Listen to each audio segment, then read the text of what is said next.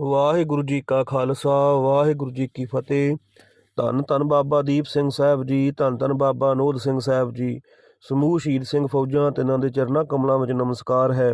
ਖਾਲਸਾ ਜੀ, ਜਿਵੇਂ ਕਿ ਆਪਾਂ ਜਾਣਦੇ ਹਾਂ ਕਿ ਮਹਾਨ ਸ਼ਹੀਦ, ਮਹਾਨ ਯੋਧੇ, ਸੂਰਬੀਰ ਯੋਧੇ ਧੰਨ ਧੰਨ ਬਾਬਾ ਦੀਪ ਸਿੰਘ ਸਾਹਿਬ ਜੀ ਮਹਾਰਾਜ ਦੀ ਰਹਿਮਤ ਕਿਰਪਾ ਸਦਕਾ ਐਸੇ ਮਹਾਨ ਸੂਰਮੇ ਪੰਥ ਵਿੱਚ ਪੈਦਾ ਹੋਏ ਤੇ ਮਹਾਨ ਕੁਰਬਾਨੀਆਂ ਕਰਕੇ ਗਏ, ਜਿਨ੍ਹਾਂ ਨੂੰ ਸੰਸਾਰ ਦੇ ਲੋਕੀ ਅੱਜ ਵੀ ਜਿਹੜੇ ਨਤਮਸਤਕ ਹੁੰਦੇ ਨੇ, ਪੂਜਦੇ ਨੇ। ਗੁਰੂ ਮਹਾਰਾਜ ਦੇ ਸਮਾਨ ਉਹਨਾਂ ਦੀ ਮਹਿਮਾ ਹੋ ਗਈ ਹੈ, ਜਿਨ੍ਹਾਂ ਨੇ ਸਤਿਗੁਰਾਂ ਦੇ ਬਚਨਾਂ ਨੂੰ ਕਮਾਉਣਾ ਕੀਤਾ ਹੈ।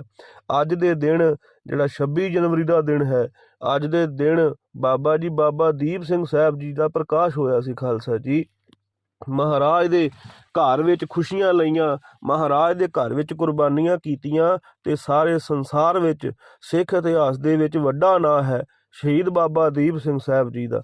ਸੋ ਆਓ ਆਪਾਂ ਸਰਵਣ ਕਰਦੇ ਹਾਂ ਅੱਜ ਉਹਨਾਂ ਦੀ ਜੀਵਨੀ, ਕਿਉਂਕਿ ਜਿਨ੍ਹਾਂ ਮਹਾਨ ਸੂਰਮਿਆਂ ਨੂੰ ਅਸੀਂ ਮੰਨਦੇ ਹਾਂ, ਨਤਮਸਤਕ ਹੁੰਦੇ ਹਾਂ, ਜਿਨ੍ਹਾਂ ਦੇ ਦਰਾਂ ਤੋਂ ਸਾਨੂੰ ਖਜ਼ਾਨੇ ਪ੍ਰਾਪਤ ਹੁੰਦੇ ਨੇ, ਹਰ ਇੱਕ ਪਦਾਰਥ ਪ੍ਰਾਪਤ ਹੁੰਦਾ ਹੈ, ਫਿਰ ਉਹਨਾਂ ਬਾਰੇ ਜਾਣੂ ਹੋਣਾ, ਉਹਨਾਂ ਬਾਰੇ ਜਾਣਕਾਰੀ ਹੋਣੀ ਵੀ ਸਾਡੇ ਮਹਾਨ ਸੂਰਮੇ ਕਿੱਡੇ ਬਲ ਵਾਲੇ ਸੀ, ਕਿੱਡੀਆਂ ਵੱਡੀਆਂ ਕੁਰਬਾਨੀਆਂ ਵਾਲੇ ਸੀ ਤੇ ਕਿਹੜੇ ਕਿਹੜੇ ਵੱਡੇ ਉਹਨਾਂ ਦੇ ਕਿਰਦਾਰ ਸੀ। ਖਾਲਸਾ ਜੀ, ਜੇ ਅਸੀਂ ਉਹਨਾਂ ਨੂੰ ਸੁਣਾਂਗੇ ਨਹੀਂ, ਪੜਾਂਗੇ ਨਹੀਂ, ਫਿਰ ਜੀਵਨ ਵਿੱਚ ਤਬਦੀਲੀ ਕਿਵੇਂ ਆਵੇਗੀ?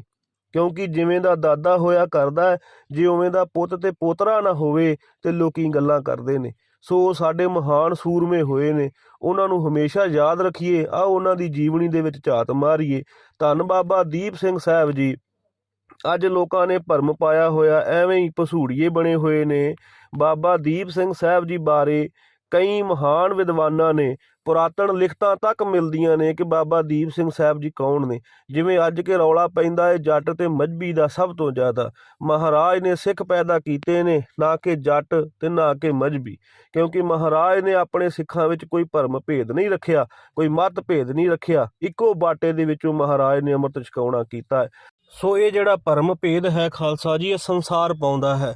ਪਰ ਫਿਰ ਵੀ ਦੱਸਣਾ ਚਾਹੁੰਦਾ ਹਾਂ, ਕਿਉਂਕਿ ਬਹੁਤੇ ਲੋਕ ਬਾਬਾ ਦੀਪ ਸਿੰਘ ਸਾਹਿਬ ਜੀ ਨੂੰ ਮਜ਼੍ਹਬੀ ਸਿੰਘ ਕਹਿੰਦੇ ਨੇ, ਪਰ ਨਹੀਂ ਭਾਈ। ਬਾਬਾ ਦੀਪ ਸਿੰਘ ਸਾਹਿਬ ਦੀਆਂ ਪੁਰਾਤਨ ਲਿਖਤਾਂ ਦੇ ਵਿੱਚ ਵੀ ਬਚਨ ਨੇ, ਜਿਹੜੀਆਂ ਉਹਨਾਂ ਦੀ ਖੇਤੀਬਾੜੀ ਸੀ, ਉਹਨਾਂ ਦੀ ਜਿਹੜੀ ਜ਼ਿਮੀਂਦਾਰਾ ਸੀ, ਉਹਦੇ ਪਰਥਾਏ ਵੀ ਪੁਰਾਤਨ ਚੀਜ਼ਾਂ ਲੱਭੀਆਂ ਸਨ। ਬਾਬਾ ਦੀਪ ਸਿੰਘ ਸਾਹਿਬ ਜੀ ਸੰਧੂ ਜੱਟ ਸਨ। ਸੋ ਖਾਲਸਾ ਜੀ, ਇਹ ਕਈ ਹੋਰ ਵੀ ਗ੍ਰੰਥਾਂ ਦੇ ਵਿੱਚ ਬਚਨ ਮਿਲਦੇ ਨੇ ਉਹਨਾਂ ਦੀ ਗੋਤ ਸੰਬੰਧੀ। ਸੰਧੂ ਜੱਟ ਸਨ ਬਾਬਾ ਦੀਪ ਸਿੰਘ ਸਾਹਿਬ ਜੀ। ਹਰੀ ਸਿੰਘ ਨਲੂਆ ਸਾਹਿਬ ਜੀ ਜਿਹੜੇ ਸਨ, ਉਹ ਉੱਪਲ ਗੋਤ ਦੇ ਜੱਟ ਸਨ। ਸੋ ਇਹ ਜਿਹੜੇ ਮਜ਼੍ਹਬੀ ਸਿੰਘ ਨੇ, ਕੋਈ ਵੀ ਕਿਸੇ ਨਾਲ ਭਰਮ ਨਹੀਂ ਕਰਦਾ। ਸਾਡੇ ਵੀ ਮਿੱਤਰ ਨੇ, ਮਹਾਰਾਜ ਦੀ ਕਿਰਪਾ ਹੈ। ਇਹ ਭਰਮ ਉਹ ਕਰਦੇ ਨੇ ਜਿਹੜੇ ਮੂਰਖ ਨੇ। ਸੋ ਖਾਲਸਾ ਜੀ, ਇਹਨਾਂ ਨੂੰ ਸਿਰਫ ਬਾਬਾ ਜੀਵਨ ਸਿੰਘ ਸਾਹਿਬ ਦਾ ਪਤਾ ਹੈ। ਹੋਰ ਜਿਹੜੇ ਮਜ਼੍ਹਬੀ ਸਿੰਘ ਜਿਨ੍ਹਾਂ ਨੇ ਮਹਾਨ ਕੁਰਬਾਨੀਆਂ ਕੀਤੀਆਂ, ਉਹਨਾਂ ਨੂੰ ਕੌਣ ਯਾਦ ਕਰੇਗਾ? ਬਾਬਾ ਕੋਠਾ ਸਿੰਘ ਸਾਹਿਬ, ਬਾਬਾ ਦਮਨ ਸਿੰਘ ਸਾਹਿਬ, ਇਹ ਮਹਾਨ ਸਿੰਘ ਸੂਰਮੇ ਹੋਏ ਨੇ, ਇਹ ਮਜ਼੍ਹਬੀ ਸਿੰਘ ਸਨ। ਉਹਨਾਂ ਦਾ ਇਹ ਕਦੇ ਨਾਮ ਹੀ ਨਹੀਂ ਲੈਂਦੇ। ਸੋ ਮਹਾਰਾਜ ਚੜ੍ਹਦੀ ਕਲਾ ਬਖਸ਼ਣ। ਸੋ ਖਾਲਸਾ ਜੀ, ਆਓ ਬਾਬਾ ਦੀਪ ਸਿੰਘ ਸਾਹਿਬ ਜੀ ਦੇ ਜਨਮ ਦੇ ਝਾਤ ਮਾਰਦੇ ਹਾਂ, ਕਿਵੇਂ ਉਹਨਾਂ ਨੇ ਸੰਸਾਰ ਤੇ ਆਉਣਾ ਕੀਤਾ। ਬਾਬਾ ਜੀ ਦੇ ਪਿਤਾ ਜੀ ਦਾ ਨਾਂ ਸੀ ਭਾਈ ਭਗਤਾ ਜੀ, ਤੇ ਉਹਨਾਂ ਦਾ ਪਿੰਡ ਹੈ ਪਹੂਵਿੰਡ। ਤੇ ਬੜੇ ਉੱਚੇ ਸੁੱਚੇ ਜੀਵਨ ਵਾਲੇ ਤੇ ਵੱਡੀ ਕਮਾਈ ਵਾਲੇ ਤੇ ਧਨਾੜ ਸਨ। ਜ਼ਮੀਨ ਬਹੁਤ ਸੀਗੀ, ਕੰਮਕਾਰ ਕਰਨ ਵਾਲੇ ਕਾਮੇ ਲੱਗੇ ਹੋਏ ਸੀ। ਇੱਕ ਵਾਰ ਦੀ ਗੱਲ ਹੈ, ਸਿਆਲ ਦੀ ਰੁੱਤੇ, ਇਹੀ ਮਹੀਨੇ ਵੀ ਇਹ ਸਮੇਂ ਮਹਾਂਪੁਰਸ਼ ਬੈਠੇ ਹੋਏ ਸੀ ਆਪਣੇ ਖੂਹ ਤੇ ਖੇਤ ਤੇ ਉਹਨੇ ਚਿਰ ਨੂੰ ਮਾਤਾ ਜਿਉਣੀ ਜੀ, ਜਿਹੜੇ ਮਾਤਾ ਜੀ ਬਾਬਾ ਦੀਪ ਸਿੰਘ ਸਾਹਿਬ ਜੀ ਦੇ ਮਾਤਾ ਜੀ ਨੇ, ਉਹ ਰੋਟੀ ਲੈ ਕੇ ਖੂਹ ਤੇ ਪਹੁੰਚਦੇ ਨੇ ਤੇ ਬਾਬਾ ਭਗਤੂ ਜੀ ਬੈਠੇ ਪ੍ਰਸ਼ਾਦਾ ਛਕਣ ਲੱਗਦੇ ਨੇ। ਉਹਨੇ ਚਿਰ ਨੂੰ ਇੱਕ ਸਾਧੂ ਆ ਜਾਂਦਾ, ਕੋਈ ਮਹਾਂਪੁਰਸ਼ ਅਚਾਨਕ ਹੀ ਉੱਥੇ ਆ ਜਾਂਦਾ। ਉਹ ਆ ਕੇ ਇੱਕ ਦੂਜੇ ਨਾਲ ਫਤਿਹ ਸਾਂਝੀ ਕਰਦੇ ਨੇ, ਕਿਉਂਕਿ ਉੱਚੇ ਕਿਰਦਾਰ ਵਾਲੇ ਨੇ ਬਾਬਾ ਜੀ ਬਾਬਾ ਭਗਤ ਸਿੰਘ ਜੀ, ਜਿਹੜੇ ਬਾਅਦ ਵਿੱਚ ਬਾਬਾ ਭਗਤ ਸਿੰਘ ਬਣਦੇ ਨੇ। ਬਾਬਾ ਭਗਤਾ ਜੀ ਉਹਨਾਂ ਦਾ ਪਹਿਲਾ ਨਾਂ ਹੈ। ਉਹਨਾਂ ਨੇ ਸਾਧੂਆਂ ਨੂੰ ਆਓ ਭਗਤ ਕਹਿਣਾ ਕੀਤੀ, ਆ ਕੇ ਮੰਜੇ ਤੇ ਬਿਠਾਇਆ, ਪ੍ਰਸ਼ਾਦਾ ਛਕਾਇਆ। ਪ੍ਰਸ਼ਾਦਾ ਛਕਾਉਣ ਤੋਂ ਮਗਰੋਂ ਸਾਧੂ ਪੁੱਛਦਾ ਏ ਵੀ ਤੁਸੀਂ ਦੋਵੇਂ ਜੀਓ, ਤੁਹਾਡੇ ਬੱਚੇ ਕਿੱਥੇ ਨੇ? ਉਸ ਵੇਲੇ ਮਾਤਾ ਜਿਉਣੀ ਜੀ ਕਹਿੰਦੇ ਨੇ ਕਿ ਬਾਬਾ ਜੀ, ਮਹਾਰਾਜ ਦੀ ਕਿਰਪਾ ਨਾਲ ਸਾਡੇ ਘਰੇ ਸਾਰੇ ਸੁੱਖ ਨੇ। ਧੰਨ ਗੁਰੂ ਗੋਬਿੰਦ ਸਿੰਘ ਸਾਹਿਬ ਜੀ ਮਹਾਰਾਜ ਦੀ ਬੜੀ ਕਿਰਪਾ ਹੈ, ਪਰ ਅਜੇ ਤੱਕ ਕਿਰਪਾ ਕੋਈ ਬੱਚੇ ਵੱਲੋਂ ਨਹੀਂ ਹੋਈ। ਉਸ ਵੇਲੇ ਮਹਾਂਪੁਰਸ਼ਾਂ ਨੇ ਕਿਹਾ, ਤੁਸੀਂ ਸਾਨੂੰ ਪ੍ਰਸ਼ਾਦਾ ਛਕਾਇਆ ਹੈ, ਸਾਨੂੰ ਖੁਸ਼ ਕੀਤਾ ਹੈ, ਅਸੀਂ ਬਚਨ ਕਰਦੇ ਹਾਂ ਕਿ ਤੁਹਾਡੇ ਘਰੇ ਪੁੱਤਰ ਹੋਵੇਗਾ, ਵੱਡਾ ਸੂਰਮਾ ਮਹਾਨ ਯੋਧਾ ਪੈਦਾ ਹੋਵੇਗਾ। ਉਹਦਾ ਨਾਂ ਦੀਪ ਰੱਖਿਓ, ਉਹ ਦੀਪਕ ਬਣ ਕੇ ਤੁਹਾਡਾ ਨਾਮ ਰੋਸ਼ਨ ਕਰੇਗਾ, ਉਹਨੂੰ ਸੰਸਾਰ ਮੰਨੇਗਾ। ਇਹ ਬਚਨ ਉਹਨਾਂ ਮਹਾਂਪੁਰਸ਼ਾਂ ਦੇ ਮੁਖੋਂ ਨਿਕਲੇ। ਮਹਾਰਾਜ ਦੀ ਐਸੀ ਕਿਰਪਾ ਹੁੰਦੀ ਹੈ। ਸਾਲ ਬਾਅਦ ਮਹਾਰਾਜ ਦੀ ਰਹਿਮਤ ਕਿਰਪਾ ਸਦਕਾ ਮਾਤਾ ਜਿਉਣੀ ਜੀ ਦੀ ਕੁੱਖੋਂ ਬਾਬਾ ਜੀ ਬਾਬਾ ਦੀਪ ਸਿੰਘ ਸਾਹਿਬ ਜੀ ਦਾ ਪ੍ਰਕਾਸ਼ ਹੁੰਦਾ ਹੈ। 16 ਜਨਵਰੀ 1682 ਈਸਵੀ ਨੂੰ, 14 ਮਾਘ 1739 ਬਿਕਰਮੀ ਨੂੰ ਬਾਬਾ ਦੀਪ ਸਿੰਘ ਸਾਹਿਬ ਜੀ ਪਿੰਡ ਪਹੂਵਿੰਡ, ਜਿਹੜਾ ਕਿ ਸ਼੍ਰੀ ਅੰਮ੍ਰਿਤਸਰ ਸਾਹਿਬ ਜੀ ਦਾ ਹੁਣ ਜ਼ਿਲ੍ਹਾ ਉਹਦਾ ਤਰਨਤਾਰਨ ਸਾਹਿਬ ਹੈ, ਉੱਥੇ ਮਹਾਂਪੁਰਸ਼ਾਂ ਦਾ ਪ੍ਰਕਾਸ਼ ਹੁੰਦਾ ਹੈ। ਸੋ ਉਸ ਤੋਂ ਬਾਅਦ ਜਿਹੜੀ ਲੋਕਾਂ ਨੂੰ ਬਹੁਤੀ ਗੱਲ ਪਤਾ ਨਹੀਂ, ਬਾਬਾ ਦੀਪ ਸਿੰਘ ਸਾਹਿਬ ਜੀ ਆਪ ਵਿਹੰਗਮ ਰਹੇ, ਇਹਨਾਂ ਨੇ ਵਿਆਹ ਨਹੀਂ ਕਰਾਉਣਾ ਕੀਤਾ। ਤੇ ਪਰ ਬਾਬਾ ਦੀਪ ਸਿੰਘ ਸਾਹਿਬ ਜੀ ਦੇ ਇੱਕ ਹੋਰ ਭਰਾਤਾ ਸਨ, ਮਾਤਾ ਜਿਉਣੀ ਜੀ ਦੇ ਕੁੱਖ ਨੂੰ ਭਾਗ ਲੱਗੇ ਇੱਕ ਪੁੱਤਰ ਹੋਰ ਉਹਨਾਂ ਦੇ ਘਰ ਹੋਇਆ ਸੀ, ਉਹਨਾਂ ਦਾ ਨਾਂ ਸੀ ਭਾਈ ਲਾਲਾ ਜੀ। ਉਹਨਾਂ ਦੇ ਉਹ ਫਿਰ ਗ੍ਰਸਤੀ ਸਨ, ਉਹਨਾਂ ਦੇ ਅੱਗੇ ਬਾਲ ਬੱਚੇ ਨੇ। ਭਾਈ ਲਾਲਾ ਜੀ ਦੇ ਅੱਗੇ ਇੱਕ ਪੁੱਤਰ ਸੀ ਭਾਈ ਕਰਮ ਸਿੰਘ ਹੋਇਆ, ਉਹਨਾਂ ਨੇ ਅੰਮ੍ਰਿਤਪਾਨ ਕੀਤਾ 10ਵੇਂ ਪਾਤਸ਼ਾਹ ਵੇਲੇ। ਉਸ ਤੋਂ ਬਾਅਦ ਜਿਹੜਾ ਸਰਦਾਰ ਗੁਲਾਬ ਸਿੰਘ ਹੋਏ ਨੇ, ਉਹ ਸ਼ੇਰੇ ਪੰਜਾਬ ਮਹਾਰਾਜਾ ਰਣਜੀਤ ਸਿੰਘ ਦੇ ਮੁਖੀ ਜਰਨੈਲ ਹੋਏ ਨੇ, ਉਹ ਵੀ ਬਾਬਾ ਦੀਪ ਸਿੰਘ ਸਾਹਿਬ ਦੀ ਅੰਸ਼ ਦੇ ਵਿੱਚੋਂ ਹੋਏ ਨੇ ਖਾਲਸਾ ਜੀ। ਫਿਰ ਅੱਗੇ ਬਾਬਾ ਆਲਾ ਸਿੰਘ ਜੀ ਹੋਏ ਨੇ, ਇਹ ਸਰਕਾਰੀ ਜਦੋਂ ਅੰਗਰੇਜ਼ ਆਏ ਸੀ ਉਸ ਵੇਲੇ ਕਰਨਲ ਬਣੇ, ਬੜੇ ਉੱਚ ਵਿਦਵਾਨ ਸਨ। ਸੋ ਇਹ ਉਹਨਾਂ ਦੀ ਜਿਹੜੀ ਅੱਗੇ ਅੰਸ਼ ਚੱਲਦੀ ਹੈ ਉਹਨਾਂ ਦੇ ਭਰਾਤਾ ਤੋਂ ਚੱਲੀ।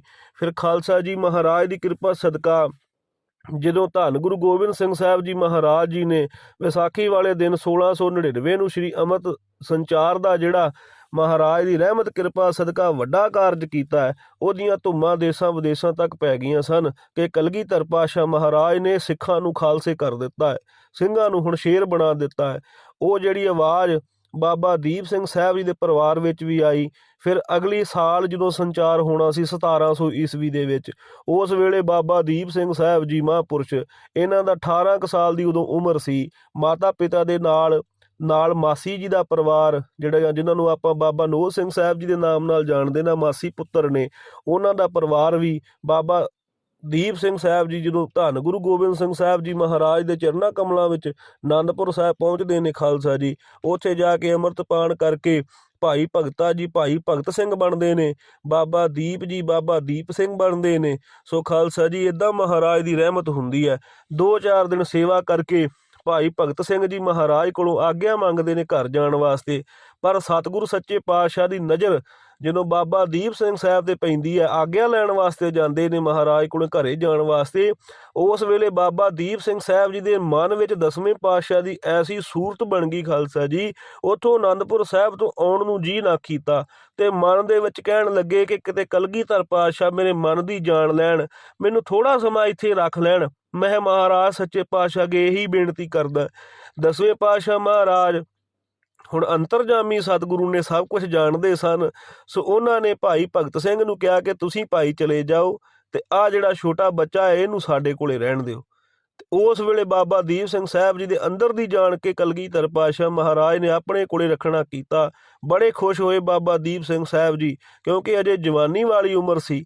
ਸੋ ਮਹਾਰਾਜ ਦੀ ਰਹਿਮਤ ਹੋਈ, ਆਨੰਦਪੁਰ ਸਾਹਿਬ ਵਿੱਚ ਰਹੇ। ਪਰ ਕਲਗੀਧਰ ਪਾਤਸ਼ਾਹ ਮਹਾਰਾਜ ਨੇ ਅਗਲੇ ਦਿਨ ਆਪਣੇ ਕੋਲ ਬੁਲਾ ਕੇ ਕਿਹਾ ਕਿ ਦੀਪ ਸਿੰਘ ਜੀ, ਅਸੀਂ ਤੁਹਾਨੂੰ ਵਿਦਵਾਨ ਬਣਾਉਣਾ ਚਾਹੁੰਦੇ ਹਾਂ। ਉਸ ਵੇਲੇ ਕਲਗੀਧਰ ਪਾਤਸ਼ਾਹ ਮਹਾਰਾਜ ਨੇ ਅਰਬੀ ਫਾਰਸੀ ਜਿਹੜੇ ਸ਼ਾਸਤਰ ਵਿਦਿਆ ਸਿਖਾਉਣ ਵਾਲੇ ਉਹਨਾਂ ਨੂੰ ਬੁਲਾ ਕੇ ਕਿਹਾ ਸੀ ਵੀ ਆਹ ਸਿੰਘ ਨੂੰ ਜਿਹੜਾ ਨਿਪੁੰਨ ਕਰ ਦਿਓ, ਕਿਉਂਕਿ ਕਲਗੀਧਰ ਪਾਤਸ਼ਾਹ ਮਹਾਰਾਜ ਜੀ ਜਾਣਦੇ ਸਨ ਘਟ ਘਟ ਕੇ ਅੰਤਰ ਕੀ ਜਾਣਤ, ਭਲੇ ਬੁਰੇ ਕੀ ਪੀਰ ਪਛਾਨਤ, ਸਭ ਕੁਝ ਮਹਾਰਾਜ ਸੱਚੇ ਪਾਤਸ਼ਾਹ ਜਾਣਦੇ ਸਨ। ਉਹਨਾਂ ਨੇ ਕਹਿਣਾ ਕੀਤਾ ਕਿ ਇਹਨਾਂ ਨੂੰ ਨਿਪੁੰਨ ਕਰ ਦਿਓ। ਐਸੀ ਰਹਿਮਤ ਹੋਈ ਬਾਬਾ ਦੀਪ ਸਿੰਘ ਸਾਹਿਬ ਜੀ ਕੁਝ ਕੁ ਸਮੇਂ ਦੇ ਵਿੱਚ, ਕੁਛ ਕੁ ਮਹੀਨਿਆਂ ਦੇ ਵਿੱਚ ਜਿਹੜਾ ਸ਼ਾਸਤਰ ਵਿਦਿਆ ਵਿੱਚ ਨਿਪੁੰਨ ਹੋ ਗਏ। ਮਹਾਰਾਜ ਨੇ ਅਰਬੀ ਫਾਰਸੀ ਦੇ ਵਿੱਚ ਨਿਪੁੰਨ ਉਹਨਾਂ ਨੂੰ ਕੀਤਾ। ਹੁਣ ਖਾਲਸਾ ਜੀ ਤਰਕਵਾਦੀ ਕਹਿੰਦੇ ਨੇ ਏਡੀ ਛੇਤੀ ਬੰਦਾ ਨਿਪੁੰਨ ਨਹੀਂ ਹੋ ਸਕਦਾ। ਖਾਲਸਾ ਜੀ ਜਿਨ੍ਹਾਂ ਦਾ ਮਨ ਇੱਕ ਸਥਿਰ ਰਹਿੰਦਾ ਹੈ, ਸੁਰਤ ਜਿਹੜੀ ਇੱਕ ਥਾਂ ਟਿਕੀ ਰਹਿੰਦੀ ਹੈ ਨਾ, ਉਹ ਸੰਸਾਰ ਦੇ ਵਿੱਚ ਹਰ ਇੱਕ ਕਾਰਜ ਨੂੰ ਕੁਝ ਪਲਾਂ ਵਿੱਚ ਸਿੱਖ ਸਕਦਾ। ਅਸੀਂ ਅੱਜ ਕੱਲ੍ਹ ਤਾਂ ਨਹੀਂ ਕੁਝ ਸਿੱਖ ਸਕਦੇ, ਨਾ ਬਾਣੀ ਸਿੱਖ ਸਕਦੇ ਹਾਂ, ਨਾ ਕੁਝ ਹੋਰ ਸਿੱਖ ਸਕਦੇ ਹਾਂ, ਕਿਉਂਕਿ ਸਾਡਾ ਮਨ ਖਿਲਰਿਆ ਹੋਇਆ, ਸੁਰਤ ਬਿਖਰੀ ਹੋਈ ਹੈ। ਇਸ ਕਰਕੇ ਕਿਉਂਕਿ ਮਹਾਰਾਜ ਕਹਿੰਦੇ ਨੇ ਜਿਨ੍ਹਾਂ ਦਾ ਮਨ ਜਿਹੜੇ ਕਾਬੂ ਕਰ ਲੈਂਦੇ ਨੇ, ਮਨ ਨੂੰ ਜਿੱਤ ਲੈਂਦੇ ਨੇ, ਉਹ ਸੰਸਾਰ ਨੂੰ ਜਿੱਤ ਲੈਂਦੇ ਨੇ। ਸੋ ਮਹਾਰਾਜ ਦੀ ਰਹਿਮਤ ਕਿਰਪਾ ਸਦਕਾ 10ਵੇਂ ਪਾਤਸ਼ਾਹ ਦੇ ਚਰਨਾਂ ਕਮਲਾਂ ਵਿੱਚ ਰਹਿ ਕੇ ਬਾਬਾ ਦੀਪ ਸਿੰਘ ਸਾਹਿਬ ਜੀ ਸੰਗਤਾਂ ਦੀ ਸੇਵਾ ਕਰਨੀ, ਬਾਣੀ ਦੇ ਅਰਥ ਪੜ੍ਹ ਲਏ, ਬਾਣੀ ਪੜ੍ਹ ਲਈ, ਮਹਾਰਾਜ ਦੀ ਰਹਿਮਤ ਹੋਈ, ਨਿਪੁੰਨ ਹੋ ਗਏ। ਸੱਚੇ ਪਾਤਸ਼ਾਹ ਕਲਗੀਧਰ ਸਵਾਮੀ ਜੀ ਜਦੋਂ ਸ਼ਿਕਾਰ ਚੜ੍ਹਦੇ ਉਸ ਵੇਲੇ ਧੰਨ ਬਾਬਾ ਦੀਪ ਸਿੰਘ ਸਾਹਿਬ ਨੂੰ ਆਪ ਨਾਲ ਲੈ ਕੇ ਜਾਂਦੇ। ਘੋੜਸਵਾਰੀ ਵਿੱਚ ਨਿਪੁੰਨ ਕੀਤਾ, ਸ਼ਿਕਾਰ ਕਰਨ ਵਿੱਚ ਨਿਪੁੰਨ ਕੀਤਾ, ਸਾਰਾ ਕੁਝ ਮਹਾਰਾਜ ਨੇ ਕੁਝ ਕੁ ਸਾਲਾਂ 'ਚ, 1.5 ਕੁ ਸਾਲ 2 ਸਾਲਾਂ ਦੇ ਵਿੱਚ ਬਾਬਾ ਦੀਪ ਸਿੰਘ ਸਾਹਿਬ ਜੀ ਨੂੰ ਸ਼ੇਰ ਬਣਾਇਆ। ਬੜੀਆਂ ਰਹਿਮਤਾਂ ਬਾਬਾ ਦੀਪ ਸਿੰਘ ਸਾਹਿਬ ਤੇ ਕਲਗੀਧਰ ਸਵਾਮੀ ਜੀ ਨੇ ਕੀਤੀਆਂ। ਸੋ ਮਹਾਰਾਜ ਦੀ ਰਹਿਮਤ ਕਿਰਪਾ ਹੋਈ, ਕੁਝ ਕੁ ਮਹੀਨਿਆਂ ਦੇ ਵਿੱਚ ਹੀ ਮਹਾਰਾਜ ਦੀ ਨਿਗਾਹ ਬਾਬਾ ਦੀਪ ਸਿੰਘ ਸਾਹਿਬ ਚੜ੍ਹ ਗਏ। ਮਹਾਰਾਜ ਸੱਚੇ ਪਾਤਸ਼ਾਹ ਆਪਣੇ ਹਜ਼ੂਰ ਰੱਖਦੇ, ਮਹਾਰਾਜ ਦੇ ਕੋਲ ਖੜੇ ਹੋਣਾ ਪਹਿਰੇਦਾਰ ਬਣ ਕੇ। ਸੋ ਕਲਗੀਧਰ ਪਾਤਸ਼ਾਹ ਦੀਆਂ ਬੇਅੰਤ ਖੁਸ਼ੀਆਂ ਬਾਬਾ ਦੀਪ ਸਿੰਘ ਸਾਹਿਬ ਨੇ ਲਈਆਂ ਨੇ, ਤਾਂ ਜਾ ਕੇ ਬਿਨਾਂ ਸੀਸ ਤੋਂ ਜੰਗਾਂ ਕੀਤੀਆਂ ਨੇ। ਖਾਲਸਾ ਜੀ, ਇਹ ਕਾਰਜ ਐਵੇਂ ਨਹੀਂ ਹੋ ਜਾਂਦੇ, ਕਲਗੀਧਰ ਸਵਾਮੀ ਜੀ ਦੀ ਖੁਸ਼ੀ ਲਈ ਹੈ। ਧੰਨ ਬਾਬਾ ਦੀਪ ਸਿੰਘ ਸਾਹਿਬ ਜੀ ਨੇ ਉਸ ਵੇਲੇ ਫਿਰ ਮਹਾਰਾਜ ਸੱਚੇ ਪਾਤਸ਼ਾਹ ਦੀ ਰਹਿਮਤ ਹੋਈ, ਮਹਾਰਾਜ ਨੇ ਵਰ ਦਿੱਤੇ, ਬਾਬਾ ਦੀਪ ਸਿੰਘ ਸਾਹਿਬ ਨੂੰ ਨਿਹਾਲ ਕੀਤਾ। ਉਸ ਤੋਂ ਬਾਅਦ ਜਦੋਂ ਇਹ ਸਮਾਂ ਆਉਂਦਾ ਹੈ, ਜਿਹੜਾ ਮਹਾਰਾਜ ਦੀ ਜੰਗ ਆਉਣੀ ਹੈ, ਜਿਹੜਾ ਕਿਲ੍ਹਾ ਛੱਡਣਾ ਹੈ, ਸੱਚੇ ਪਾਤਸ਼ਾਹ ਮਹਾਰਾਜ ਨੇ ਉਸ ਵੇਲੇ ਭਾਈ ਮਣੀ ਸਿੰਘ ਸਾਹਿਬ ਹੁਣਾਂ ਨੂੰ ਇਹ ਬਚਨ ਕੀਤਾ ਸੀ ਕਿ ਤੁਸੀਂ ਮਾਤਾਵਾਂ ਦੇ ਨਾਲ ਰਹਿਓ। ਤੇ ਕਲਗੀਧਰ ਸਵਾਮੀ ਜੀ ਨੂੰ ਮਹਾਰਾਜ ਸੱਚੇ ਪਾਤਸ਼ਾਹ ਨੂੰ ਸਭ ਪਤਾ ਸੀ। ਮਹਾਰਾਜ ਨੇ ਭਾਈ ਦੀਪ ਸਿੰਘ ਸਾਹਿਬ ਨੂੰ ਕਹਿਣਾ ਕੀਤਾ, ਤੁਸੀਂ ਭਾਈ ਆਪਣੇ ਪਿੰਡ ਚਲੇ ਜਾਓ, ਤੁਸੀਂ ਆਪਣੇ ਪਿੰਡ ਪਹੁੰਚੋ ਤੇ ਅਸੀਂ ਚਿੱਠੀ ਪਾਵਾਂਗੇ, ਸਾਡਾ ਹੁਕਮ ਆਵੇਗਾ, ਸਾਡੀ ਮੋਹਰ ਛਾਪ ਲੱਗੀ ਆਵੇਗੀ ਤੇ ਸਾਡੇ ਕੋਲੇ ਪਹੁੰਚਣਾ ਹੈ। ਸਾਡੇ ਤੋਂ ਪੁੱਛੇ ਤੋਂ ਬਿਨਾਂ, ਸਾਡੇ ਹੁਕਮ ਤੋਂ ਬਿਨਾਂ ਸਾਡੇ ਕੋਲ ਨਹੀਂ ਆਉਣਾ। ਸਾਡੀ ਖੁਸ਼ੀ ਤੁਹਾਡੇ ਉੱਪਰ ਨਹੀਂ ਹੋਵੇਗੀ। ਇਹ ਮਹਾਰਾਜ ਨੇ ਬੋਲਿਆ। ਉਸ ਵੇਲੇ ਨਾ ਚਾਹੁੰਦੇ ਹੋਏ ਵੀ ਬਾਬਾ ਦੀਪ ਸਿੰਘ ਸਾਹਿਬ ਜੀ ਨੇ ਮੱਥਾ ਟੇਕਿਆ ਕਲਗੀਧਰ ਸਵਾਮੀ ਸੱਚੇ ਪਾਤਸ਼ਾਹ ਮਹਾਰਾਜ ਦੇ ਚਰਨਾਂ ਕਮਲਾਂ ਵਿੱਚ ਤੇ ਆਪਣੇ ਪਿੰਡ ਪਹੁੰਚ ਗਏ। ਉਸ ਤੋਂ ਬਾਅਦ ਅਸੀਂ ਜਾਣਦੇ ਹਾਂ ਮਹਾਰਾਜ ਨੇ ਕਿਲ੍ਹਾ ਛੱਡਣਾ, ਪਰਿਵਾਰ ਦਾ ਵਿਛੜਨਾ, ਛੋਟੇ ਸਾਹਿਬਜ਼ਾਦੇ ਸ਼ਹੀਦ ਹੋਣੇ, ਵੱਡੇ ਸਾਹਿਬਜ਼ਾਦੇ ਸ਼ਹੀਦ ਹੋਣੇ, ਸਿੰਘ ਸ਼ਹੀਦ ਹੋ ਜਾਣੇ, ਮੁਕਤਸਰ ਸਾਹਿਬ ਦੀ ਜੰਗ ਹੋਣੀ। ਖਾਲਸਾ ਜੀ, ਸਾਰਾ ਕਾਰ ਵਿਹਾਰ ਹੋ ਕੇ ਮਹਾਰਾਜ ਸੱਚੇ ਪਾਤਸ਼ਾਹ ਤਲਵੰਡੀ ਸਾਬੋ ਪਹੁੰਚਦੇ ਨੇ। ਉੱਥੇ ਜਾ ਕੇ ਮਹਾਰਾਜ ਨੇ ਕਮਰ ਕਸਾ ਖੋਲ੍ਹਣਾ ਕੀਤਾ ਹੈ। ਉੱਥੇ ਮਹਾਰਾਜ ਨੇ ਜਾ ਕੇ ਜਦੋਂ ਇਹ ਆਪਣਾ ਕਾਰਜ ਕਰਨ ਵਾਸਤੇ ਸੋਚਿਆ ਕਿ ਹੁਣ ਮਹਾਰਾਜ ਦੀ ਪਾਵਨ ਪਵਿੱਤਰ ਬੀੜ ਜਿਹੜੀ 9ਵੇਂ ਪਾਤਸ਼ਾਹ ਦੀ ਬਾਣੀ ਚੜ੍ਹਾਈ ਜਾਵੇ, ਉਸ ਵੇਲੇ ਕਲਗੀਧਰ ਪਾਤਸ਼ਾਹ ਮਹਾਰਾਜ ਨੇ ਇੱਕ ਸਿੱਖ ਨੂੰ ਭੇਜ ਕੇ ਪਹੁਵਿੰਡ ਤੇ ਬਾਬਾ ਦੀਪ ਸਿੰਘ ਸਾਹਿਬ ਨੂੰ ਸੱਦਾ ਭੇਜਿਆ। ਉਸ ਵੇਲੇ ਬਾਬਾ ਦੀਪ ਸਿੰਘ ਸਾਹਿਬ ਜੀ ਪਹਿਲਾਂ ਹੀ ਉਡੀਕ ਵਿੱਚ ਸਨ, ਕਿਉਂਕਿ ਸਭ ਖਬਰਾਂ ਪਹੁੰਚ ਗਈਆਂ ਸਨ ਕਿ ਮਹਾਰਾਜ ਦਾ ਪਰਿਵਾਰ ਜਿਹੜਾ ਸ਼ਹੀਦ ਹੋ ਗਿਆ ਹੈ, ਸਿੰਘ ਸ਼ਹੀਦ ਹੋ ਗਏ ਨੇ। ਪਰ ਮਹਾਰਾਜ ਦੇ ਹੁਕਮ ਨੂੰ ਮੰਨਣਾ ਕੀਤਾ ਹੈ। ਮਹਾਰਾਜ ਦੇ ਹੁਕਮ ਨੂੰ ਪਿੱਠ ਨਹੀਂ ਬਾਬਾ ਦੀਪ ਸਿੰਘ ਸਾਹਿਬ ਹੋਣਾ ਦਿੱਤੀ। ਸੋ ਖਾਲਸਾ ਜੀ, ਐਸੇ ਮਹਾਨ ਸੂਰਮੇ ਜਿਨ੍ਹਾਂ ਹੁਕਮ ਕਮਾਇਆ ਹੈ ਉਹਨਾਂ ਨੂੰ ਸਭ ਕੁਝ ਪ੍ਰਾਪਤ ਹੁੰਦਾ ਹੈ। ਐਵੇਂ ਨਹੀਂ ਉਹਨਾਂ ਦੇ ਦਰਾਂ ਤੇ ਅੱਜ ਕਰੋੜਾਂ ਦੇ ਹਿਸਾਬ ਨਾਲ ਸੰਗਤਾਂ ਨਤਮਸਤਕ ਹੁੰਦੀਆਂ ਨੇ। ਮਹਾਰਾਜ ਦੇ ਹੁਕਮ ਮੰਨਣ ਵਾਲੇ ਵੱਡੇ ਹੋ ਜਾਂਦੇ ਨੇ। ਖਾਲਸਾ ਜੀ, ਸੋ ਉਸ ਵੇਲੇ ਬਚਨ ਸੁਣਦਿਆਂ ਸਾਰ ਬਾਬਾ ਦੀਪ ਸਿੰਘ ਸਾਹਿਬ ਜੀ ਨੇ ਦੇਰ ਨਾ ਕੀਤੀ, ਘੋੜੇ ਚੜ੍ਹ ਤਲਵੰਡੀ ਸਾਬੋ ਪਹੁੰਚ ਗਏ। ਕਲਗੀਧਰ ਸਵਾਮੀ ਸੱਚੇ ਪਾਤਸ਼ਾਹ ਦੇ ਚਰਨਾਂ ਕਮਲਾਂ ਵਿੱਚ ਨਮਸਕਾਰ ਕੀਤੀ, ਮਨ ਵਿੱਚ ਰੋਸ ਕੀਤਾ, ਮਹਾਰਾਜ ਤੁਸੀਂ ਮੈਨੂੰ ਹੁਕਮ ਲਾਇਆ ਸੀ, ਉਹ ਹੁਕਮ ਮਹਾਰਾਜ ਕਿਉਂ ਲਾਉਣਾ ਕੀਤਾ? ਆਪ ਜੀ ਦਾ ਪਰਿਵਾਰ ਸ਼ਹੀਦ ਹੋ ਗਿਆ, ਸਭ ਕੁਝ ਸ਼ਹੀਦ ਹੋ ਗਿਆ। ਮਹਾਰਾਜ ਮੈਂ ਵੀ ਆਪ ਜੀ ਦੇ ਪਰਿਵਾਰ ਨਾਲ ਸ਼ਹੀਦ ਹੁੰਦਾ ਤੇ ਵੱਡੇ ਭਾਗ ਹੁੰਦੇ। ਉਸ ਵੇਲੇ ਕਲਗੀਧਰ ਪਾਤਸ਼ਾਹ ਮਹਾਰਾਜ ਨੇ ਕਹਿਣਾ ਕੀਤਾ ਕਿ ਭਾਈ ਦੀਪ ਸਿੰਘ ਜੀ, ਬੜੀ ਵੱਡੀ ਸੇਵਾ ਤੁਹਾਡੇ ਕੋਲੋਂ ਲੈਣੀ ਹੈ। ਮਹਾਰਾਜ ਨੇ ਜਿੱਥੇ ਸੁਨੇਹਾ ਬਾਬਾ ਦੀਪ ਸਿੰਘ ਸਾਹਿਬ ਨੂੰ ਭੇਜਿਆ ਸੀ, ਉੱਥੇ ਸੁਨੇਹਾ ਦਿੱਲੀ ਭਾਈ ਮਣੀ ਸਿੰਘ ਸਾਹਿਬ ਜੀ ਹੁਣਾਂ ਨੂੰ ਵੀ ਭੇਜਿਆ ਸੀ, ਜਿਨ੍ਹਾਂ ਦੇ ਖਾਲਸਾ ਜੀ ਬੰਦ ਕੱਟੇ ਗਏ ਸਨ। ਉਹ ਵੀ ਮਹਾਨ ਸ਼ਹੀਦ ਨੇ। ਖਾਲਸਾ ਜੀ, ਜਿਹੜਾ ਭਾਈ ਮਣੀ ਸਿੰਘ ਸਾਹਿਬ ਜੀ ਨੂੰ ਵੀ ਧੰਨ ਕਹਿੰਦਾ ਹੈ, ਮਹਾਰਾਜ ਸੱਚੇ ਪਾਤਸ਼ਾਹ ਕਹਿੰਦੇ ਸਨ ਸਾਡੇ ਸਿੱਖਾਂ ਨੂੰ ਧੰਨ ਕਹਿਣ ਵਾਲਿਆਂ ਦੇ ਕਰੋੜਾਂ ਪਾਪ ਨਾਸ ਹੋ ਜਾਣਗੇ। ਸੋ ਸਾਰੇ ਸ਼ਹੀਦਾਂ ਨੂੰ ਚੇਤੇ ਕਰਨਾ ਚਾਹੀਦਾ। ਮਹਾਰਾਜ ਦੀ ਰਹਿਮਤ ਕਿਰਪਾ ਸਦਕਾ ਧੰਨ ਗੁਰੂ ਗੋਬਿੰਦ ਸਿੰਘ ਸਾਹਿਬ ਜੀ ਮਹਾਰਾਜ ਜੀਆਂ ਨੇ ਧੀਰ ਮੱਲੀਆਂ ਨੂੰ ਕਰਤਾਰਪੁਰ ਮਹਾਰਾਜ ਨੇ ਬਾਬਾ ਦੀਪ ਸਿੰਘ ਸਾਹਿਬ ਤੇ ਹੋਰ ਸਿੱਖਾਂ ਨੂੰ ਭੇਜਣਾ ਕੀਤਾ ਕਿ ਜਾਓ ਉੱਥੋਂ ਹੁਣ ਬੀੜ ਲੈ ਕੇ ਆਓ। ਮਹਾਰਾਜ ਦੀ ਜਿਹੜੀ ਧੰਨ ਗੁਰੂ ਅਰਜਨ ਦੇਵ ਜੀ ਮਹਾਰਾਜ ਸੱਚੇ ਪਾਤਸ਼ਾਹ ਜੀਆਂ ਨੇ ਭਾਈ ਗੁਰਦਾਸ ਜੀ ਹੁਣਾਂ ਕੋਲ ਲਿਖਾਉਣਾ ਕੀਤੀ ਸੀ। ਸੋ ਜਦੋਂ ਬਾਬਾ ਦੀਪ ਸਿੰਘ ਸਾਹਿਬ ਤੇ ਹੋਰ ਸਿੰਘ ਉੱਥੇ ਪਹੁੰਚੇ, ਧੀਰ ਮੱਲ ਨੇ ਜਿਹੜੀ ਮਹਾਰਾਜ ਦੀ ਬੀੜ ਹੈ, ਮਹਾਰਾਜ ਦਾ ਸਰੂਪ ਹੈ, ਦੇਣ ਤੋਂ ਨਾ ਕਰ ਦਿੱਤੀ ਸੀ। ਨਾ ਤੇ ਕੀਤੀ ਸੀ, ਨਾਲ ਬੋਲ ਕਬੋਲ ਬੋਲੇ ਸਨ ਕਿ ਜੇ ਤੁਹਾਡੇ ਗੁਰੂ ਗੋਬਿੰਦ ਸਿੰਘ ਵਿੱਚ ਇੰਨੀ ਤਾਕਤ ਹੈ ਤੇ ਬਾਣੀ ਸਾਰੀ ਉਹਨੇ ਹੀ ਲਿਖੀ ਹੈ, ਨਾਲੇ ਤੁਸੀਂ ਕਹਿੰਦੇ ਆ ਇੱਕੋ ਹੀ ਜੋਤ ਹੈ, ਉਹੀ ਗੁਰੂ ਨਾਨਕ ਸਾਹਿਬ ਹੈ ਸਾਡੇ ਗੁਰੂ ਦੇ ਵਿੱਚ, ਫਿਰ ਗੁਰੂ ਨਾਨਕ ਸਾਹਿਬ ਨੂੰ ਕਿਵੇਂ ਬਾਣੀ ਭੁੱਲ ਸਕਦੀ ਹੈ? ਗੁਰੂ ਅਰਜਨ ਦੇਵ ਮਹਾਰਾਜ ਨੂੰ ਕਿਵੇਂ ਬਾਣੀ ਭੁੱਲ ਸਕਦੀ ਹੈ ਜੇ ਉਹੀ ਰੂਪ ਹੈ ਕਲਗੀਧਰ ਤੇ ਆਪਣੀ ਬਾਣੀ ਫਿਰ ਆਪੇ ਲਿਖ ਲੈ, ਸਾਡੇ ਸਰੂਪ ਵੱਲ ਕਿਉਂ ਅੱਖਾਂ ਕਰਦਾ ਹੈ? ਇਹੋ ਜਿਹੀਆਂ ਗੱਲਾਂ ਬੋਲ ਕਬੋਲ ਬੋਲੇ। ਮਹਾਰਾਜ ਸੱਚੇ ਪਾਤਸ਼ਾਹ ਦੇ ਚਰਨਾਂ ਕਮਲਾਂ ਵਿੱਚ ਸਿੰਘ ਮੁੜ ਆਏ। ਸਤਿਗੁਰ ਸੱਚੇ ਪਾਤਸ਼ਾਹ ਅੱਗੇ ਸਭ ਕੁਝ ਦੱਸ ਦਿੱਤਾ। ਮਹਾਰਾਜ ਨੇ ਫਿਰ ਉਸ ਵੇਲੇ ਕਹਿਣਾ ਕੀਤਾ ਕਿ ਇਹ ਅਕਾਲ ਪੁਰਖ ਵਾਹਿਗੁਰੂ ਦਾ ਭਾਣਾ ਹੀ ਹੈ। ਮਹਾਰਾਜ ਨੇ ਰਹਿਮਤ ਕੀਤੀ ਹੈ। ਸੱਚ ਹੈ, ਜੇ ਅਸੀਂ ਉੱਥੋਂ ਬੀੜ ਲੈ ਆਉਂਦੇ ਤੇ 9ਵੇਂ ਪਾਤਸ਼ਾਹ ਦੀ ਬਾਣੀ ਲਿਖ ਦਿੰਦੇ ਤੇ ਲੋਕਾਂ ਦੇ ਮਨ ਵਿੱਚ, ਸਿੱਖਾਂ ਦੇ ਮਨ ਵਿੱਚ ਵੀ ਭਰਮ ਰਹਿਣਾ ਸੀ ਕਿ ਗੁਰੂ ਨਾਨਕ ਸਾਹਿਬ ਹੋਰ ਹੈ, ਗੁਰੂ ਅਰਜਨ ਸਾਹਿਬ ਮਹਾਰਾਜ ਹੋਰ ਨੇ ਤੇ ਕਲਗੀਧਰ ਪਾਤਸ਼ਾਹ ਹੋਰ ਹੈ। ਜਿਵੇਂ ਅੱਜ ਮੂਰਖ ਲੋਕ ਕਹਿੰਦੇ ਨੇ ਕਲਗੀਧਰ ਪਾਤਸ਼ਾਹ ਮਹਾਰਾਜ ਨੇ ਆਪਣੀ ਬਾਣੀ ਗੁਰੂ ਗ੍ਰੰਥ ਸਾਹਿਬ ਮਹਾਰਾਜ ਵਿੱਚ ਕਿਉਂ ਨਹੀਂ ਲਿਖੀ। ਉਹ ਮੂਰਖੋ, ਸਾਰਾ ਗੁਰੂ ਗ੍ਰੰਥ ਸਾਹਿਬ ਮਹਾਰਾਜ ਨੇ ਆਪ ਲਿਖਿਆ। ਅੰਤਰ ਧਿਆਨ ਹੋ ਕੇ ਸਾਰੀ ਬਾਣੀ ਮਹਾਰਾਜ ਨੇ ਲਿਖੀ ਹੈ। ਨਾ ਕੋਈ ਹਵਾਲਾ ਲਿਆਂਦਾ, ਨਾ ਕੋਈ ਸਰੂਪ ਲਿਆਂਦਾ, ਨਾ ਕੋਈ ਪੋਥੀ ਲਿਆਂਦੀ। ਮਹਾਰਾਜ ਨੇ ਅੰਤਰ ਧਿਆਨ ਬਾਣੀ ਸਾਰੀ ਲਿਖੀ ਹੈ। ਤੇ ਇਥੋਂ ਪਤਾ ਨਹੀਂ ਲੱਗਦਾ ਕਿ ਇਹੀ ਬਾਣੀ ਗੁਰੂ ਨਾਨਕ ਸਾਹਿਬ ਸੱਚੇ ਪਾਤਸ਼ਾਹ ਦੀ ਸੀ, ਇਹੋ ਗੁਰੂ ਅੰਗਦ ਦੇਵ ਮਹਾਰਾਜ ਦੀ, ਇਹੋ ਗੁਰੂ ਅਮਰਦਾਸ ਮਹਾਰਾਜ ਦੀ ਸਾਰੀ ਬਾਣੀ ਮਹਾਰਾਜ ਨੇ ਆਪਣੇ ਮੁਖੋਂ ਬੋਲ ਕੇ ਲਿਖੀ ਹੈ। ਸੋ ਖਾਲਸਾ ਜੀ, ਸਾਰੀ ਬਾਣੀ ਗੁਰੂ ਗੋਬਿੰਦ ਸਿੰਘ ਸਾਹਿਬ ਮਹਾਰਾਜ ਦੀ ਲਿਖੀ ਹੋਈ ਹੈ। ਸੋ ਉਸ ਵੇਲੇ ਬਾਬਾ ਦੀਪ ਸਿੰਘ ਸਾਹਿਬ ਨੂੰ ਮਹਾਰਾਜ ਨੇ ਸੇਵਾ ਲਾਉਣਾ ਕੀਤੀ ਕਿ ਭਾਈ ਬਾਬਾ ਦੀਪ ਸਿੰਘ ਸਾਹਿਬ, ਤੁਹਾਡਾ ਕੰਮ ਹੈ ਸ਼ਾਹੀ ਤਿਆਰ ਕਰਨਾ, ਕਲਮਾਂ ਤਿਆਰ ਕਰਨੀਆਂ, ਤੇ ਭਾਈ ਮਣੀ ਸਿੰਘ ਸਾਹਿਬ ਦੀ ਡਿਊਟੀ ਲਾਉਣਾ ਕੀਤੀ ਕਿ ਤੁਸੀਂ ਸਾਡੇ ਨਾਲ ਨਾਲ ਬਾਣੀ ਲਿਖਣੀ। ਤੇ ਮਹਾਰਾਜ ਸੱਚੇ ਪਾਤਸ਼ਾਹ ਨੇ ਜਦੋਂ ਸੰਪੂਰਨ ਧੰਨ ਸ਼੍ਰੀ ਗੁਰੂ ਗ੍ਰੰਥ ਸਾਹਿਬ ਮਹਾਰਾਜ ਦੀ ਪਾਵਨ ਪਵਿੱਤਰ ਬਾਣੀ 9 ਮਹੀਨੇ 9 ਦਿਨ ਤੇ 9 ਘੜੀਆਂ ਵਿੱਚ ਸੰਪੂਰਨ ਕੀਤੀ ਸੀ ਖਾਲਸਾ ਜੀ। ਫਿਰ ਉਸ ਬੀੜ ਤੋਂ ਮਹਾਰਾਜ ਦਾ ਪਹਿਲਾ ਅਖੰਡ ਪਾਠ ਸਾਹਿਬ ਦਮਦਮਾ ਸਾਹਿਬ ਹੁੰਦਾ ਹੈ। ਉਸ ਵੇਲੇ ਵੀ ਬਾਬਾ ਦੀਪ ਸਿੰਘ ਸਾਹਿਬ ਜੀ ਆਪ ਮੇਨ ਤੇ ਖਾਸ ਅਗਵਾਈ ਕਰਦੇ ਨੇ ਖਾਲਸਾ ਜੀ। ਉਸ ਵੇਲੇ ਕਲਗੀਧਰ ਪਾਤਸ਼ਾਹ ਮਹਾਰਾਜ ਜਦੋਂ ਫਿਰ ਦੱਖਣ ਨੂੰ ਚਲੇ ਜਾਂਦੇ ਨੇ, ਉਹ ਸਾਰੀ ਸੇਵਾ ਸੰਭਾਲ ਬਾਬਾ ਦੀਪ ਸਿੰਘ ਸਾਹਿਬ ਜੀ ਦੇ ਕੋਲ ਆਉਂਦੀ ਹੈ।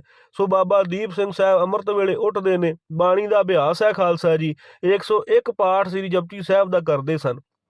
ਸੁਖਮਨੀ ਸਾਹਿਬ ਦਾ ਅਭਿਆਸੀ, ਸ੍ਰੀ ਚੌਪਈ ਸਾਹਿਬ ਦੇ ਅਭਿਆਸੀ ਸਨ, ਦਸਮ ਦੀ ਬਾਣੀ ਦੇ ਅਭਿਆਸੀ ਸਨ ਖਾਲਸਾ ਜੀ। ਇੱਥੋਂ ਤੱਕ ਵੀ ਬਚਨ ਆਉਂਦੇ ਨੇ, ਕਈ ਮਹਾਨ ਸੂਰਮਿਆਂ ਨੇ ਲਿਖਣਾ ਕੀਤਾ ਕਿ ਬਾਬਾ ਦੀਪ ਸਿੰਘ ਸਾਹਿਬ ਜੀ ਜਦੋਂ ਅੰਮ੍ਰਿਤ ਵੇਲੇ ਕੁਝ ਛਕਦੇ ਸਨ, ਉਸ ਵੇਲੇ ਵੀ 5 ਗ੍ਰੰਥੀ ਦਾ ਪਾਠ ਕਰਦੇ ਸਨ। ਜਦੋਂ ਦੁਪਹਿਰ ਵੇਲੇ ਕੁਝ ਛਕਦੇ ਸਨ, ਉਸ ਵੇਲੇ ਵੀ ਮਹਾਰਾਜ ਦੀ ਕਿਰਪਾ ਸਦਕਾ 5 ਪਾਠ ਸ੍ਰੀ ਸੁਖਮਨੀ ਸਾਹਿਬ ਦੇ ਕਰਦੇ ਸਨ। ਅਭਿਆਸੀ ਸਨ ਖਾਲਸਾ ਜੀ, ਸਾਡੇ ਵਾਂਗੂ 1 ਘੰਟਾ ਨਹੀਂ ਉਹਨਾਂ ਨੂੰ ਲੱਗਦਾ। ਉਹ ਸੁਰਤ ਬੁਰਤ ਵਿੱਚ ਜਾਪ ਕਰਦੇ ਨੇ। ਇੱਥੋਂ ਤੱਕ ਵੀ ਮਹਾਂਪੁਰਸ਼ ਮੈਂ ਦੇਖੇ ਨੇ, ਇਸ ਤੋਂ ਤੱਕ ਵੀ ਸਿੱਖ ਦੇਖੇ ਨੇ ਮਹਾਰਾਜ ਦੇ, ਜਿਹੜੇ ਇੱਕ ਸਮੇਂ 2 ਬਾਣੀਆਂ ਦਾ ਜਾਪ ਕਰ ਸਕਦੇ ਨੇ, ਕਿਉਂਕਿ ਸੁਰਤੀ ਤੇ ਮਨ ਨੂੰ ਇਕਾਗਰ ਕੀਤਾ ਹੈ ਨਾ, ਫਿਰ ਸਾਰੇ ਕਾਰਜ ਹੁੰਦੇ ਨੇ। ਸੋ ਇਹ ਮਹਾਨ ਸੂਰਮਿਆਂ ਦੇ ਜਿਹੜੀ ਖੇਡ ਹੋਈ, ਉੱਥੋਂ ਫਿਰ ਮਹਾਰਾਜ ਨੇ ਦੱਖਣ ਜਾ ਕੇ ਬਾਬਾ ਜੀ ਬਾਬਾ ਬੰਦਾ ਸਿੰਘ ਬਹਾਦਰ ਜੀ ਨੂੰ ਭੇਜਣਾ ਕੀਤਾ। ਜਦੋਂ ਉਹਨਾਂ ਨੂੰ ਭੇਜਿਆ, ਉਸ ਵੇਲੇ ਬਾਬਾ ਦੀਪ ਸਿੰਘ ਸਾਹਿਬ ਜੀ ਹੁਣਾਂ ਨੂੰ ਚਿੱਠੀਆਂ ਆਈਆਂ, ਹੋਰ ਵੀ ਮਹਾਨ ਸੂਰਮਿਆਂ ਨੂੰ ਚਿੱਠੀਆਂ ਆਈਆਂ ਕਿ ਅਸੀਂ ਇੱਕ ਬੰਦੇ ਨੂੰ ਭੇਜ ਰਹੇ ਹਾਂ, ਉਹਦਾ ਸਾਥ ਦੇਣਾ ਖਾਲਸਾ ਜੀ। ਤੇ ਉਸ ਵੇਲੇ ਬਾਬਾ ਦੀਪ ਸਿੰਘ ਸਾਹਿਬ ਜੀ ਦਮਦਮਾ ਸਾਹਿਬ ਤੋਂ 500 ਸਿੰਘਾਂ ਦਾ ਜਥਾ ਲੈ ਕੇ ਤੇ ਸਰਹੰਦ ਪਹੁੰਚੇ ਸਨ। ਤੇ ਸਰਹੰਦ ਵਿੱਚ ਫਿਰ ਜਦੋਂ ਵਜ਼ੀਰ ਖਾਨ ਨੇ ਸੋਚਣਾ ਕੀਤਾ ਕਿ ਸਰਹੰਦ ਨੂੰ ਬਚਾਇਆ ਜਾਵੇ, ਉਹਨੇ ਚੱਪੜ ਚਿੜੀ ਦਾ ਮੈਦਾਨ ਚੁਣਨਾ ਕੀਤਾ ਸੀ। ਉਸ ਜੰਗ ਦੇ ਵਿੱਚ ਅਹਿਮ ਭੂਮਿਕਾ ਜਿਹੜੀ ਬਾਬਾ ਦੀਪ ਸਿੰਘ ਸਾਹਿਬ ਜੀ ਹੁਣਾਂ ਨਿਭਾਉਣਾ ਕੀਤੀ, ਤੇ ਬਾਬਾ ਦੀਪ ਸਿੰਘ ਸਾਹਿਬ ਜੀ ਹੁਣਾਂ ਨੇ ਸਤਿਕਾਰ ਕੀਤਾ ਸੀ ਬਾਬਾ ਬੰਦਾ ਸਿੰਘ ਬਹਾਦਰ ਦੇ ਆਏ ਦਾ। ਸੋ ਮਹਾਨ ਜਿਹੜੀਆਂ ਜੰਗਾਂ ਹੋਈਆਂ ਨੇ ਖਾਲਸਾ ਜੀ, ਸਮਾਣੇ ਦੀ, ਸਢੌਰੇ ਦੀ, ਸਤਮਨੂਰ ਦੀ ਤੇ ਸਹਾਰਨਪੁਰ ਦੀਆਂ ਜਿਹੜੀਆਂ ਲੜਾਈਆਂ ਹੋਈਆਂ, ਉਹ ਸਾਰੀਆਂ ਲੜਾਈਆਂ ਦੇ ਵਿੱਚ ਬਾਬਾ ਦੀਪ ਸਿੰਘ ਸਾਹਿਬ ਜੀ ਅੱਗੇ ਹੋ ਕੇ ਜਿਹੜੀ ਜੰਗ ਉਹਨਾਂ ਨੇ ਕਰਨਾ ਕੀਤੀ। ਫਿਰ ਜਦੋਂ ਸਰਹੰਦ ਫਤਿਹ ਹੋਇਆ ਖਾਲਸਾ ਜੀ, ਵਜ਼ੀਰ ਖਾਨ ਮਾਰਿਆ ਗਿਆ, ਉਸ ਵੇਲੇ ਸਾਰੀਆਂ ਫੌਜਾਂ ਸ਼੍ਰੀ ਅਨੰਦਪੁਰ ਸਾਹਿਬ ਇਕੱਠੀਆਂ ਹੋਈਆਂ। ਅਨੰਦਪੁਰ ਸਾਹਿਬ 'ਚ ਵੱਡਾ ਦਰਬਾਰ ਲੱਗਾ। ਉੱਥੇ ਬਾਬਾ ਬੰਦਾ ਸਿੰਘ ਬਹਾਦਰ ਨੇ ਫਿਰ ਸਾਰੇ ਮਹਾਨ ਸੂਰਮੇ ਪੰਜਾਬ ਦੇ, ਇਹਨਾਂ ਦੀ ਸ਼ਲਾਘਾ ਕੀਤੀ, ਸਿਰਪਾਓ ਦਿੱਤੇ। ਉਹਨਾਂ ਦੇ ਵਿੱਚ ਜਦੋਂ ਵਾਰੀ ਆਈ ਬਾਬਾ ਦੀਪ ਸਿੰਘ ਸਾਹਿਬ ਜੀ ਦੀ, ਕਿਉਂਕਿ ਜਵਾਨੀ ਦੇ ਵਿੱਚ ਸੀਗਾ ਸਰੀਰ, ਉਸ ਤੋਂ ਬਾਅਦ ਖਾਲਸਾ ਜੀ ਮਹਾਰਾਜ ਸੱਚੇ ਪਾਤਸ਼ਾਹ ਨਿਤਾ ਪ੍ਰਤ ਉਹ ਬਾਣੀ ਦੀ ਕਥਾ ਸਰਵਣ ਕਰਵਾਉਂਦੇ ਸੀ। ਹੁਣ ਕਲਗੀਧਰ ਪਾਤਸ਼ਾਹ ਦੇ ਮੁੱਖੋਂ ਕਥਾ ਦੇ ਜਿਹੜੇ ਅਰਥ ਸਰਵਣ ਕਰਨੇ ਜਾਂ ਕਥਾ ਸਰਵਣ ਕਰਨੀ, ਖਾਲਸਾ ਜੀ ਉਹਦੇ ਵਿੱਚ ਕਿੰਨੀ ਤਾਕਤ ਹੋਵੇਗੀ। 40 ਸਿੰਘ ਤੇ 2 ਬਾਬਾ ਦੀਪ ਸਿੰਘ ਸਾਹਿਬ ਤੇ ਭਾਈ ਮਣੀ ਸਿੰਘ ਸਾਹਿਬ, ਇਹ 42 ਸਿੰਘ ਖਾਲਸਾ ਜੀ, ਇਹਨਾਂ ਨੇ ਮਹਾਰਾਜ ਦੀ ਸਾਰੀ ਸੰਪੂਰਨ ਕਥਾ ਸਰਵਣ ਕੀਤੀ ਹੈ ਕਲਗੀਧਰ ਪਾਤਸ਼ਾਹ ਦੇ ਮੁਖ ਤੋਂ। ਸੋ ਜਦੋਂ ਮਹਾਰਾਜ ਦੀ ਸੰਪੂਰਨ ਬੀੜ ਜਿਹੜੀ ਬਣ ਗਈ ਸੀ, ਕਥਾ ਸੰਪੂਰਨ ਹੋ ਗਈ ਸੀ, ਉਸ ਵੇਲੇ ਅਖੰਡ ਪਾਠ ਸਾਹਿਬ ਮਹਾਰਾਜ ਨੇ ਕਰਾਉਣਾ ਕੀਤਾ ਸੀ ਇਸ ਸਰੂਪ ਤੋਂ। ਤੇ ਉਸ ਤੋਂ ਬਾਅਦ ਜਿਹੜੇ ਉਹ 40 ਸਿੰਘ ਸੀ, ਇਹ 42 ਦੇ 42 ਸਿੰਘ ਬਦੇਹ ਮੁਕਤ ਹੋ ਗਏ ਸੀ ਖਾਲਸਾ ਜੀ। ਬਦੇਹ ਮੁਕਤ ਉਹ ਹੁੰਦਾ ਹੈ ਜਿਹਦੇ ਵਿੱਚ ਦੇਹੀ ਮਰਦੀ ਨਹੀਂ, ਉਹ ਨਾਲ ਹੀ ਅਲੋਪ ਕਰ ਲੈਂਦੇ ਨੇ, ਉਹਨੂੰ ਬਦੇਹ ਮੁਕਤ ਕਹਿੰਦੇ ਨੇ। ਜਦੋਂ 42 ਦੇ 42 ਸਿੰਘ ਜਦੋਂ ਅਸਮਾਨ ਨੂੰ ਉੱਡਣ ਲੱਗੇ ਸੀ, ਇਹ ਕੋਈ ਖੋਖਲੀਆਂ ਗੱਲਾਂ ਨਹੀਂ, ਮਹਾਰਾਜ ਦੀ ਬਾਣੀ ਵਿੱਚ ਐਸੀ ਤਾਕਤ ਹੈ, ਸਤਿਗੁਰ ਦੀ ਬਾਣੀ ਕੁਝ ਵੀ ਕਰ ਸਕਦੀ ਹੈ। ਜੇ ਪੱਥਰ ਪਾਣੀ ਤੇ ਤਰ ਸਕਦਾ ਹੈ ਮਹਾਰਾਜ ਦੇ ਨਾਮ ਦੇ ਨਾਲ, ਤੇ ਫਿਰ ਮਹਾਰਾਜ ਦੇ ਨਾਮ ਨਾਲ ਦੇਹੀ ਕਿਉਂ ਨਹੀਂ ਤਰੇਗੀ। ਸੋ ਖਾਲਸਾ ਜੀ, ਜਦੋਂ 40 ਸਿੰਘ ਤੇ ਦੋਵੇਂ ਬਾਬਾ ਦੀਪ ਸਿੰਘ ਤੇ ਭਾਈ ਮਣੀ ਸਿੰਘ ਸਾਹਿਬ ਜਦੋਂ ਬਦੇਹ ਮੁਕਤ ਹੋ ਕੇ ਤੁਰਨ ਲੱਗੇ, ਉਸ ਵੇਲੇ ਕਲਗੀਧਰ ਪਾਤਸ਼ਾਹ ਮਹਾਰਾਜ ਨੇ ਬਾਬਾ ਦੀਪ ਸਿੰਘ ਸਾਹਿਬ ਤੇ ਭਾਈ ਮਣੀ ਸਿੰਘ ਸਾਹਿਬ ਨੂੰ ਰੋਕ ਲਿਆ ਸੀ। ਉਸ ਵੇਲੇ ਇਹਨਾਂ ਨੂੰ ਰੋਕ ਲਿਆ ਸੀ ਵੀ ਤੁਹਾਡੇ ਕੋਲੋਂ ਮਹਾਨ ਕਾਰਜ ਹੋਣੇ ਨੇ, ਤੇ ਕਿਉਂਕਿ ਭਾਈ ਮਣੀ ਸਿੰਘ ਸਾਹਿਬ ਦੀ ਸ਼ਹੀਦੀ ਜਿਹੜੀ ਉਹ ਵੀ ਪੰਥ ਵਿੱਚ ਵੱਡਾ ਰੋਲ ਰੱਖਦੀ ਹੈ। ਬੰਦ ਕਟਵਾਉਣੇ ਕੋਈ ਮਾੜੀ ਮੋਟੀ ਗੱਲ ਨਹੀਂ ਖਾਲਸਾ ਜੀ, ਕੱਲਾ ਬੰਦ ਕਟਵਾਉਣਾ ਤੇ ਸੀਸ ਤਲੀ ਤੇ ਰੱਖ ਕੇ ਜੰਗ ਕਰਨੀ ਕੋਈ ਵੱਡੀਆਂ ਮਾੜੀਆਂ ਮੋਟੀਆਂ ਗੱਲਾਂ ਨਹੀਂ, ਵੱਡੀਆਂ ਕਮਾਈਆਂ ਦੀਆਂ ਖੇਡਾਂ ਨੇ। ਸੋ ਉਸ ਵੇਲੇ ਉਹ ਜਿਹੜੇ 40 ਸਿੰਘ ਸੀ ਉਹ ਬੇਦੇਹ ਮੁਕਤ ਹੋ ਗਏ ਸੀ ਮਹਾਰਾਜ ਦੀ ਕਥਾ ਸਰਵਣ ਕੀਤਿਆਂ। ਸੋ ਖਾਲਸਾ ਜੀ, ਇਹ ਬਾਣੀ ਵਿੱਚ ਐਸੀ ਤਾਕਤ ਹੈ। ਮਹਾਰਾਜ ਕਹਿੰਦੇ ਸੁਣ ਹਰ ਕਥਾ ਉਤਾਰੀ ਮੈਲ, ਜਿਨ੍ਹਾਂ ਦੇ ਹਿਰਦੇ ਵਿੱਚ ਮੈਲ ਹੈ, ਜੇ ਕਥਾ ਸਰਵਣ ਕਰਦੇ ਰਹੀਏ ਮੈਲ ਉਤਰ ਜਾਂਦੀ ਹੈ। ਸਭ ਤੋਂ ਉੱਤਮ ਹਰ ਕੀ ਕਥਾ, ਸਾਰਿਆਂ ਤੋਂ ਉੱਤਮ ਕਾਰਜ ਜਿਹੜਾ ਹੈ ਮਹਾਰਾਜ ਦੀ ਕਥਾ ਸਰਵਣ ਕਰਨੀ। ਸੋ ਕਥਾ ਸਰਵਣ ਕਰਿਆ ਕਰੋ ਖਾਲਸਾ ਜੀ ਮਹਾਰਾਜ ਦੀ ਬਾਣੀ ਦੀ। ਸੋ ਇਹ ਕਾਰਜ ਮਹਾਰਾਜ ਸੱਚੇ ਪਾਤਸ਼ਾਹ ਨੇ ਕਰਨਾ ਕੀਤੇ। ਫਿਰ ਉਸ ਬੀੜ ਤੋਂ ਮਹਾਰਾਜ ਦਾ ਪਹਿਲਾ ਅਖੰਡ ਪਾਠ ਸਾਹਿਬ ਦਮਦਮਾ ਸਾਹਿਬ ਹੁੰਦਾ ਹੈ। ਉਸ ਵੇਲੇ ਵੀ ਬਾਬਾ ਦੀਪ ਸਿੰਘ ਸਾਹਿਬ ਜੀ ਆਪ ਮੇਨ ਤੇ ਖਾਸ ਗਵਾਹੀ ਕਰਦੇ ਨੇ ਖਾਲਸਾ ਜੀ। ਉਸ ਵੇਲੇ ਕਲਗੀਧਰ ਪਾਤਸ਼ਾਹ ਮਹਾਰਾਜ ਜਦੋਂ ਫਿਰ ਦੱਖਣ ਨੂੰ ਚਲੇ ਜਾਂਦੇ ਨੇ, ਉਹ ਸਾਰੀ ਸੇਵਾ ਸੰਭਾਲ ਬਾਬਾ ਦੀਪ ਸਿੰਘ ਸਾਹਿਬ ਜੀ ਦੇ ਕੋਲ ਆਉਂਦੀ ਹੈ। ਸੋ ਬਾਬਾ ਦੀਪ ਸਿੰਘ ਸਾਹਿਬ ਅੰਮ੍ਰਿਤ ਵੇਲੇ ਉੱਠਦੇ ਨੇ। ਬਾਣੀ ਦਾ ਅਭਿਆਸ ਹੈ ਖਾਲਸਾ ਜੀ, 101 ਪਾਠ ਸ੍ਰੀ ਜਪਜੀ ਸਾਹਿਬ ਦਾ ਕਰਦੇ ਸਨ। ਸੁਖਮਨੀ ਸਾਹਿਬ ਦਾ ਅਭਿਆਸੀ, ਸ੍ਰੀ ਚੌਪਈ ਸਾਹਿਬ ਦੇ ਅਭਿਆਸੀ ਸਨ, ਦਸਮ ਦੀ ਬਾਣੀ ਦੇ ਅਭਿਆਸੀ ਸਨ ਖਾਲਸਾ ਜੀ। ਇੱਥੋਂ ਤੱਕ ਵੀ ਬਚਨ ਆਉਂਦੇ ਨੇ, ਕਈ ਮਹਾਨ ਸੂਰਮਿਆਂ ਨੇ ਲਿਖਣਾ ਕੀਤਾ ਕਿ ਬਾਬਾ ਦੀਪ ਸਿੰਘ ਸਾਹਿਬ ਜੀ ਜਦੋਂ ਅੰਮ੍ਰਿਤ ਵੇਲੇ ਕੁਝ ਛਕਦੇ ਸਨ, ਉਸ ਵੇਲੇ ਵੀ 5 ਗ੍ਰੰਥੀ ਦਾ ਪਾਠ ਕਰਦੇ ਸਨ। ਜਦੋਂ ਦੁਪਹਿਰ ਵੇਲੇ ਕੁਝ ਛਕਦੇ ਸਨ, ਉਸ ਵੇਲੇ ਵੀ ਮਹਾਰਾਜ ਦੀ ਕਿਰਪਾ ਸਦਕਾ 5 ਪਾਠ ਸ੍ਰੀ ਸੁਖਮਨੀ ਸਾਹਿਬ ਦੇ ਕਰਦੇ ਸਨ। ਅਭਿਆਸੀ ਸਨ ਖਾਲਸਾ ਜੀ, ਸਾਡੇ ਵਾਂਗੂ 1 ਘੰਟਾ ਨਹੀਂ ਉਹਨਾਂ ਨੂੰ ਲੱਗਦਾ, ਉਹ ਸੁਰਤ ਬੁਰਤ ਵਿੱਚ ਜਾਪ ਕਰਦੇ ਨੇ। ਇੱਥੋਂ ਤੱਕ ਵੀ ਮਹਾਂਪੁਰਸ਼ ਮੈਂ ਦੇਖੇ ਨੇ, ਇਸ ਤੋਂ ਤੱਕ ਵੀ ਸਿੱਖ ਦੇਖੇ ਨੇ ਮਹਾਰਾਜ ਦੇ, ਜਿਹੜੇ ਇੱਕ ਸਮੇਂ 2 ਬਾਣੀਆਂ ਦਾ ਜਾਪ ਕਰ ਸਕਦੇ ਨੇ, ਕਿਉਂਕਿ ਸੁਰਤੀ ਤੇ ਮਨ ਨੂੰ ਇਕਾਗਰ ਕੀਤਾ ਹੈ ਨਾ, ਫਿਰ ਸਾਰੇ ਕਾਰਜ ਹੁੰਦੇ ਨੇ। ਸੋ ਇਹ ਮਹਾਨ ਸੂਰਮਿਆਂ ਦੇ ਜਿਹੜੀ ਖੇਡ ਹੋਈ, ਉੱਥੋਂ ਫਿਰ ਮਹਾਰਾਜ ਨੇ ਦੱਖਣ ਜਾ ਕੇ ਬਾਬਾ ਬੰਦਾ ਸਿੰਘ ਬਹਾਦਰ ਜੀ ਨੂੰ ਭੇਜਣਾ ਕੀਤਾ। ਜਦੋਂ ਉਹਨਾਂ ਨੂੰ ਭੇਜਿਆ, ਉਸ ਵੇਲੇ ਬਾਬਾ ਦੀਪ ਸਿੰਘ ਸਾਹਿਬ ਜੀ ਹੁਣਾਂ ਨੂੰ ਚਿੱਠੀਆਂ ਆਈਆਂ, ਹੋਰ ਵੀ ਮਹਾਨ ਸੂਰਮਿਆਂ ਨੂੰ ਚਿੱਠੀਆਂ ਆਈਆਂ ਕਿ ਅਸੀਂ ਇੱਕ ਬੰਦੇ ਨੂੰ ਭੇਜ ਰਹੇ ਹਾਂ, ਉਹਦਾ ਸਾਥ ਦੇਣਾ ਖਾਲਸਾ ਜੀ। ਤੇ ਉਸ ਵੇਲੇ ਬਾਬਾ ਦੀਪ ਸਿੰਘ ਸਾਹਿਬ ਜੀ ਦਮਦਮਾ ਸਾਹਿਬ ਤੋਂ 500 ਸਿੰਘਾਂ ਦਾ ਜਥਾ ਲੈ ਕੇ ਤੇ ਸਰਹੰਦ ਪਹੁੰਚੇ ਸਨ। ਤੇ ਸਰਹੰਦ ਵਿੱਚ ਫਿਰ ਜਦੋਂ ਵਜ਼ੀਰ ਖਾਨ ਨੇ ਸੋਚਣਾ ਕੀਤਾ ਕਿ ਸਰਹੰਦ ਨੂੰ ਬਚਾਇਆ ਜਾਵੇ, ਉਹਨੇ ਚੱਪੜ ਚਿੜੀ ਦਾ ਮੈਦਾਨ ਚੁਣਨਾ ਕੀਤਾ ਸੀ। ਉਸ ਜੰਗ ਦੇ ਵਿੱਚ ਅਹਿਮ ਭੂਮਿਕਾ ਜਿਹੜੀ ਬਾਬਾ ਦੀਪ ਸਿੰਘ ਸਾਹਿਬ ਜੀ ਹੁਣਾਂ ਨਿਭਾਉਣਾ ਕੀਤੀ, ਤੇ ਬਾਬਾ ਦੀਪ ਸਿੰਘ ਸਾਹਿਬ ਜੀ ਹੁਣਾਂ ਨੇ ਸਤਿਕਾਰ ਕੀਤਾ ਸੀ ਬਾਬਾ ਬੰਦਾ ਸਿੰਘ ਬਹਾਦਰ ਦੇ ਆਏ ਦਾ। ਸੋ ਮਹਾਨ ਜਿਹੜੀਆਂ ਜੰਗਾਂ ਹੋਈਆਂ ਨੇ ਖਾਲਸਾ ਜੀ, ਸਮਾਣੇ ਦੀ, ਸਢੌਰੇ ਦੀ, ਸਤਮਨੂਰ ਦੀ ਤੇ ਸਹਾਰਨਪੁਰ ਦੀਆਂ ਜਿਹੜੀਆਂ ਲੜਾਈਆਂ ਹੋਈਆਂ, ਉਹ ਸਾਰੀਆਂ ਲੜਾਈਆਂ ਦੇ ਵਿੱਚ ਬਾਬਾ ਦੀਪ ਸਿੰਘ ਸਾਹਿਬ ਜੀ ਅੱਗੇ ਹੋ ਕੇ ਜਿਹੜੀ ਜੰਗ ਉਹਨਾਂ ਨੇ ਕਰਨਾ ਕੀਤੀ। ਫਿਰ ਜਦੋਂ ਸਰਹੰਦ ਫਤਿਹ ਹੋਇਆ ਖਾਲਸਾ ਜੀ, ਵਜ਼ੀਰ ਖਾਨ ਮਾਰਿਆ ਗਿਆ, ਉਸ ਵੇਲੇ ਸਾਰੀਆਂ ਫੌਜਾਂ ਸ਼੍ਰੀ ਅਨੰਦਪੁਰ ਸਾਹਿਬ ਇਕੱਠੀਆਂ ਹੋਈਆਂ। ਅਨੰਦਪੁਰ ਸਾਹਿਬ ਵਿੱਚ ਵੱਡਾ ਦਰਬਾਰ ਲੱਗਾ। ਉੱਥੇ ਬਾਬਾ ਬੰਦਾ ਸਿੰਘ ਬਹਾਦਰ ਨੇ ਫਿਰ ਸਾਰੇ ਮਹਾਨ ਸੂਰਮੇ ਪੰਜਾਬ ਦੇ ਇਹਨਾਂ ਦੀ ਸ਼ਲਾਘਾ ਕੀਤੀ, ਸਿਰਪਾਓ ਦਿੱਤੇ। ਜਦੋਂ ਖਾਲਸਾ ਜੀ ਵਾਰੀ ਫਿਰ ਬਾਬਾ ਦੀਪ ਸਿੰਘ ਸਾਹਿਬ ਜੀ ਦੀ ਆਈ, ਕਿਉਂਕਿ ਸਾਰੇ ਸਿੰਘਾਂ ਨੂੰ ਸਿਰਪਾਓ ਮਿਲ ਰਹੇ ਸਨ। ਬਾਬਾ ਦੀਪ ਸਿੰਘ ਸਾਹਿਬ ਜੀ ਜਦੋਂ ਖੜੇ ਹੋਏ, ਉੱਚਾ ਲੰਮਾ ਕੱਦ ਹੈ, ਸੋਹਣਾ ਸਰੂਪ, ਕਾਲਾ ਦਾੜਾ ਤੇ ਮਹਾਰਾਜ ਦੀ ਕਿਰਪਾ ਮੁਖੜੇ ਤੋਂ ਨਜ਼ਰ ਆ ਰਹੀ ਹੈ।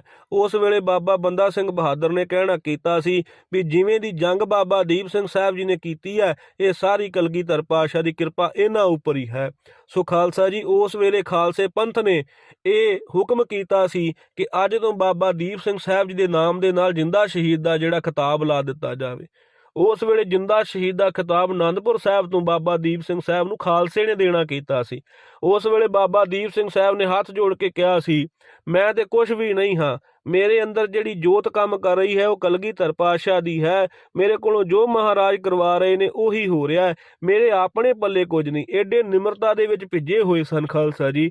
ਮਹਾਰਾਜ ਦੀ ਰਹਿਮਤ ਹੋਈ, ਤਾਈਓ ਫਿਰ ਜਿੰਦਾ ਸ਼ਹੀਦ ਦਾ ਖਿਤਾਬ ਤੋਂ ਬਾਅਦ ਸ਼ਹੀਦ ਮਿਸਲਾਂ ਜਿਹੜੀ ਬਾਬਾ ਦੀਪ ਸਿੰਘ ਸਾਹਿਬ ਜੀ ਦੀ ਮਿਸਲ ਸੀ, ਉਹਦੇ ਪਹਿਲੇ ਜਥੇਦਾਰ ਬਾਬਾ ਦੀਪ ਸਿੰਘ ਸਾਹਿਬ ਜੀ ਬਣੇ ਸਨ। ਉਸ ਤੋਂ ਬਾਅਦ ਭਾਈ ਗੁਰਬਖਸ਼ ਸਿੰਘ ਜੀ, ਫਿਰ ਸੁਧਾ ਸਿੰਘ ਜੀ, ਫਿਰ ਸ਼ੇਰ ਸਿੰਘ ਜੀ, ਫਿਰ ਹੀਰਾ ਸਿੰਘ ਸਾਹਿਬ, ਇੱਦਾਂ ਸਾਰੇ ਮਹਾਂਪੁਰਸ਼ ਜਿਹੜੇ ਮੀਤ ਜਥੇਦਾਰ ਬਣਨਾ ਕੀਤੇ। ਫਿਰ ਜਦੋਂ ਅਨੰਦਪੁਰ ਸਾਹਿਬ 3 ਮਹੀਨੇ ਪੰਥ ਰਿਹਾ, ਉਸ ਵੇਲੇ ਜਿਹੜੀ ਕਥਾ ਦੀ ਸੇਵਾ ਹੀ ਬਾਬਾ ਦੀਪ ਸਿੰਘ ਸਾਹਿਬ ਜੀ ਨੇ ਕਰਨਾ ਕੀਤੀ। ਉੱਥੋਂ ਦੀ ਸੇਵਾ ਸੰਭਾਲ ਆਪ ਕਰਨ ਲੱਗੇ। 3-4 ਮਹੀਨੇ ਤੋਂ ਬਾਅਦ ਤਲਵੰਡੀ ਸਾਬੋ ਸ਼੍ਰੀ ਦਮਦਮਾ ਸਾਹਿਬ ਆਉਣਾ ਕੀਤਾ। ਬਾਬਾ ਦੀਪ ਸਿੰਘ ਸਾਹਿਬ ਆਪਣੇ ਜਥੇ ਨਾਲ ਵਾਪਸ ਆ ਗਏ। ਉੱਥੇ ਆ ਕੇ ਫਿਰ ਗੁਰਬਾਣੀ ਦਾ ਪ੍ਰਚਾਰ ਕੀਤਾ, ਕਿਉਂਕਿ ਇੱਕੋ ਸਰੂਪ ਮਹਾਰਾਜ ਨੇ ਲਿਖਾਇਆ ਸੀ। ਬਾਬਾ ਦੀਪ ਸਿੰਘ ਸਾਹਿਬ ਜੀ ਨੇ ਫਿਰ ਵੱਡਾ ਜਿਹੜਾ ਯੋਗਦਾਨ ਪੰਥ ਵਿੱਚ ਪਾਉਣਾ ਕੀਤਾ। ਬਾਬਾ ਦੀਪ ਸਿੰਘ ਸਾਹਿਬ ਜੀ ਨੇ 4 ਸਰੂਪ ਗੁਰੂ ਗ੍ਰੰਥ ਸਾਹਿਬ ਜੀ ਮਹਾਰਾਜ ਦੇ ਲਿਖਣੇ ਕੀਤੇ ਖਾਲਸਾ ਜੀ। ਬਾਣੀ ਦੇ ਬੇਅੰਤ ਗੁਟਕਾ ਸਾਹਿਬ ਲਿਖਣੇ ਕੀਤੇ, ਉਹ ਫਿਰ ਸੰਗਤਾਂ ਨੂੰ ਵੰਡਣਾ ਤੇ ਹੁਕਮ ਕਰਨਾ ਕਿ ਬਾਣੀ ਦੇ ਜਾਪ ਅਭਿਆਸ ਕਰਨੇ ਨੇ, ਬਾਣੀ ਨਾਲ ਜੁੜਨਾ ਹੈ ਤੇ ਜਦੋਂ ਵੀ ਖਾਲਸੇ ਨੂੰ ਲੋੜ ਪੈਂਦੀ ਹੈ ਭਾਈ ਕੁਰਬਾਨੀਆਂ ਦੇਣੀਆਂ। ਕਿਉਂਕਿ ਜਦੋਂ ਮਹਾਰਾਜ ਦੀ ਰਹਿਮਤ ਕਿਰਪਾ ਸਦਕਾ ਬਾਬਾ ਦੀਪ ਸਿੰਘ ਸਾਹਿਬ ਕਿਸੇ ਨੂੰ ਬਚਨ ਬੋਲਦੇ ਸਨ ਤੇ ਹਰ ਕੋਈ ਬਚਨ ਉਹਨਾਂ ਦਾ ਮੰਨਦਾ ਸੀ, ਕਿਉਂਕਿ ਮਹਾਨ ਸੂਰਮੇ ਨੇ, ਵੱਡੀ ਕਮਾਈ ਹੈ ਉਹਨਾਂ ਦੀ ਖਾਲਸਾ ਜੀ। ਫਿਰ ਬਾਬਾ ਦੀਪ ਸਿੰਘ ਸਾਹਿਬ ਨੇ ਇੱਕ ਵੱਡਾ ਯੋਗਦਾਨ ਪਾਉਣਾ ਕੀਤਾ, ਜਿਹੜਾ ਕਿ ਖਾਲਸਾ ਜੀ ਸਾਨੂੰ ਘੱਟ ਪਤਾ ਹੈ। ਬਾਬਾ ਦੀਪ ਸਿੰਘ ਸਾਹਿਬ ਜੀ ਨੇ ਇੱਕ ਵੱਡਾ ਖੂਹ ਜਿਹੜਾ ਸੀ ਦਮਦਮਾ ਸਾਹਿਬ ਲਵਾਉਣਾ ਕੀਤਾ ਸੀ, ਪਾਣੀ ਨੂੰ ਘਾਟ ਜਾਣਦੇ ਆ। ਐਸੇ ਪਰਉਪਕਾਰੀ ਸਾਧੂ ਹੋਏ ਨੇ ਮਹਾਂਪੁਰਸ਼, ਬ੍ਰਹਮ ਗਿਆਨੀ ਅਵਸਥਾ ਨੂੰ ਪ੍ਰਾਪਤ ਸਨ। ਬਾਬਾ ਦੀਪ ਸਿੰਘ ਸਾਹਿਬ ਜੀ ਨੇ ਇੱਕ ਅਰਬੀ ਦੇ ਵਿੱਚ ਵੀ ਮਹਾਰਾਜ ਦਾ ਸਰੂਪ ਲਿਖਣਾ ਕੀਤਾ ਸੀ ਤੇ ਅਰਬ ਦੇਸ਼ ਬਗਦਾਦ ਨੂੰ ਭੇਜਿਆ ਸੀ, ਤਾਂ ਜੋ ਮਹਾਰਾਜ ਦੀ ਸਿੱਖੀ ਦਾ ਪ੍ਰਚਾਰ ਹੋ ਸਕੇ। ਖਾਲਸਾ ਜੀ, ਮਹਾਰਾਜ ਸੱਚੇ ਪਾਤਸ਼ਾਹ ਦੀ ਸਿਫਤ ਕਰਨਾ ਸਾਡਾ ਹੁਕਮ ਹੈ। ਸਾਨੂੰ ਦੱਸਣਾ ਕੀਤਾ ਹੈ ਬਾਬਾ ਦੀਪ ਸਿੰਘ ਸਾਹਿਬ ਜੀ ਹੁਣਾਂ ਨੇ ਕਿ ਭਾਈ ਜਿੱਥੇ ਬਈਏ ਮਹਾਰਾਜ ਦੀ ਬਾਤ ਕਹੀਏ, ਮਹਾਰਾਜ ਦੀ ਵਡਿਆਈ ਕਰੀਏ, ਕਿਉਂਕਿ ਉਹਦੇ ਨਾਲ ਇੱਕ ਤੇ ਆਪਣਾ ਮੁੱਖ ਪਵਿੱਤਰ ਹੁੰਦਾ ਹੈ, ਇੱਕ ਅੱਗੇ ਕੋਈ ਸੁਣਨ ਵਾਲਾ ਹੋਵੇਗਾ ਉਹਦਾ ਵੀ ਜੀਵਨ ਬਣ ਜਾਂਦਾ ਹੈ। ਮਹਾਰਾਜ ਦੀ ਵਡਿਆਈ ਵਿੱਚ ਐਸੀ ਕਲਾ ਹੈ।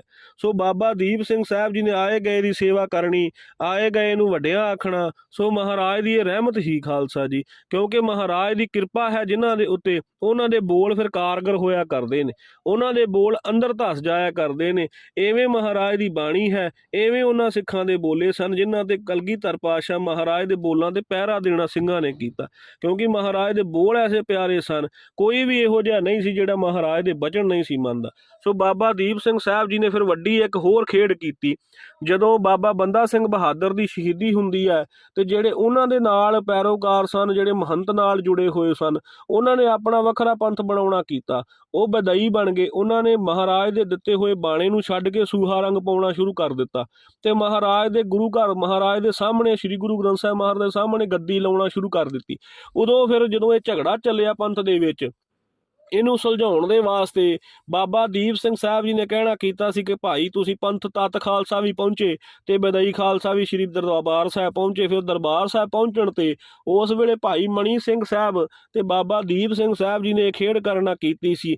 ਉਦੋਂ ਫਿਰ ਖਾਲਸਾ ਜੀ ਬਾਬਾ ਦੀਪ ਸਿੰਘ ਸਾਹਿਬ ਜੀ ਨੇ ਇਹ ਪੰਥ ਨੂੰ ਵੀ ਕਿਹਾ ਸੀ ਤੇ ਬਦਈ ਖਾਲਸੇ ਨੂੰ ਵੀ ਕਿਹਾ ਸੀ ਕਿ ਅਸੀਂ ਹਰ ਕੀ ਪੌੜੀ ਤੇ ਜਿਹੜੀਆਂ ਪਰਚੀਆਂ ਪਾਉਣੀਆਂ ਕਰਾਂਗੇ, ਭਾਈ ਜਿਹੜੀ ਪਰਚੀ ਸਭ ਤੋਂ ਪਹਿਲਾਂ ਉੱਪਰ ਆ ਜਾਵੇਗੀ ਉਹ ਸਾਰੀ ਸੇਵਾ ਸੰਭਾਲ ਗੁਰੂ ਘਰ ਦੀ ਕਰੇਗਾ। ਸਾਰਿਆਂ ਨੇ ਪ੍ਰਵਾਨ ਕੀਤਾ ਤੇ ਬਾਬਾ ਦੀਪ ਸਿੰਘ ਸਾਹਿਬ ਜੀ ਨੇ ਫਿਰ ਉਸ ਵੇਲੇ ਪਰਚੀਆਂ ਪਾਉਣੀਆਂ ਕੀਤੀਆਂ ਤੇ ਤਤ ਖਾਲਸੇ ਦੀ ਪਰਚੀ ਉੱਪਰ ਆਈ ਸੀ। ਉਸ ਤੋਂ ਬਾਅਦ ਜਿਹੜੇ ਬਦਈ ਸਨ ਉਹ ਸਾਰੇ ਉੱਥੋਂ ਸ਼ਰਮਸਾਰ ਹੋ ਕੇ ਚਲੇ ਗਏ ਸਨ।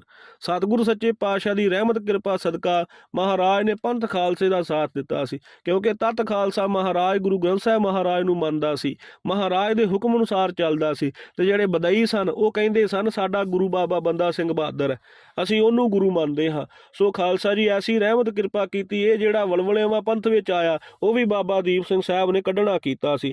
ਉਸ ਤੋਂ ਬਾਅਦ ਖਾਲਸਾ ਜੀ ਹੋਰ ਵੀ ਕਈ ਜੰਗਾਂ ਹੋਈਆਂ, ਉਹਨਾਂ ਦੇ ਵਿੱਚ ਵੀ ਬਾਬਾ ਦੀਪ ਸਿੰਘ ਸਾਹਿਬ ਜੀ ਅੱਗੇ ਹੋ ਕੇ ਤਤਪਰ ਹੋ ਕੇ ਲੜਦੇ ਰਹੇ।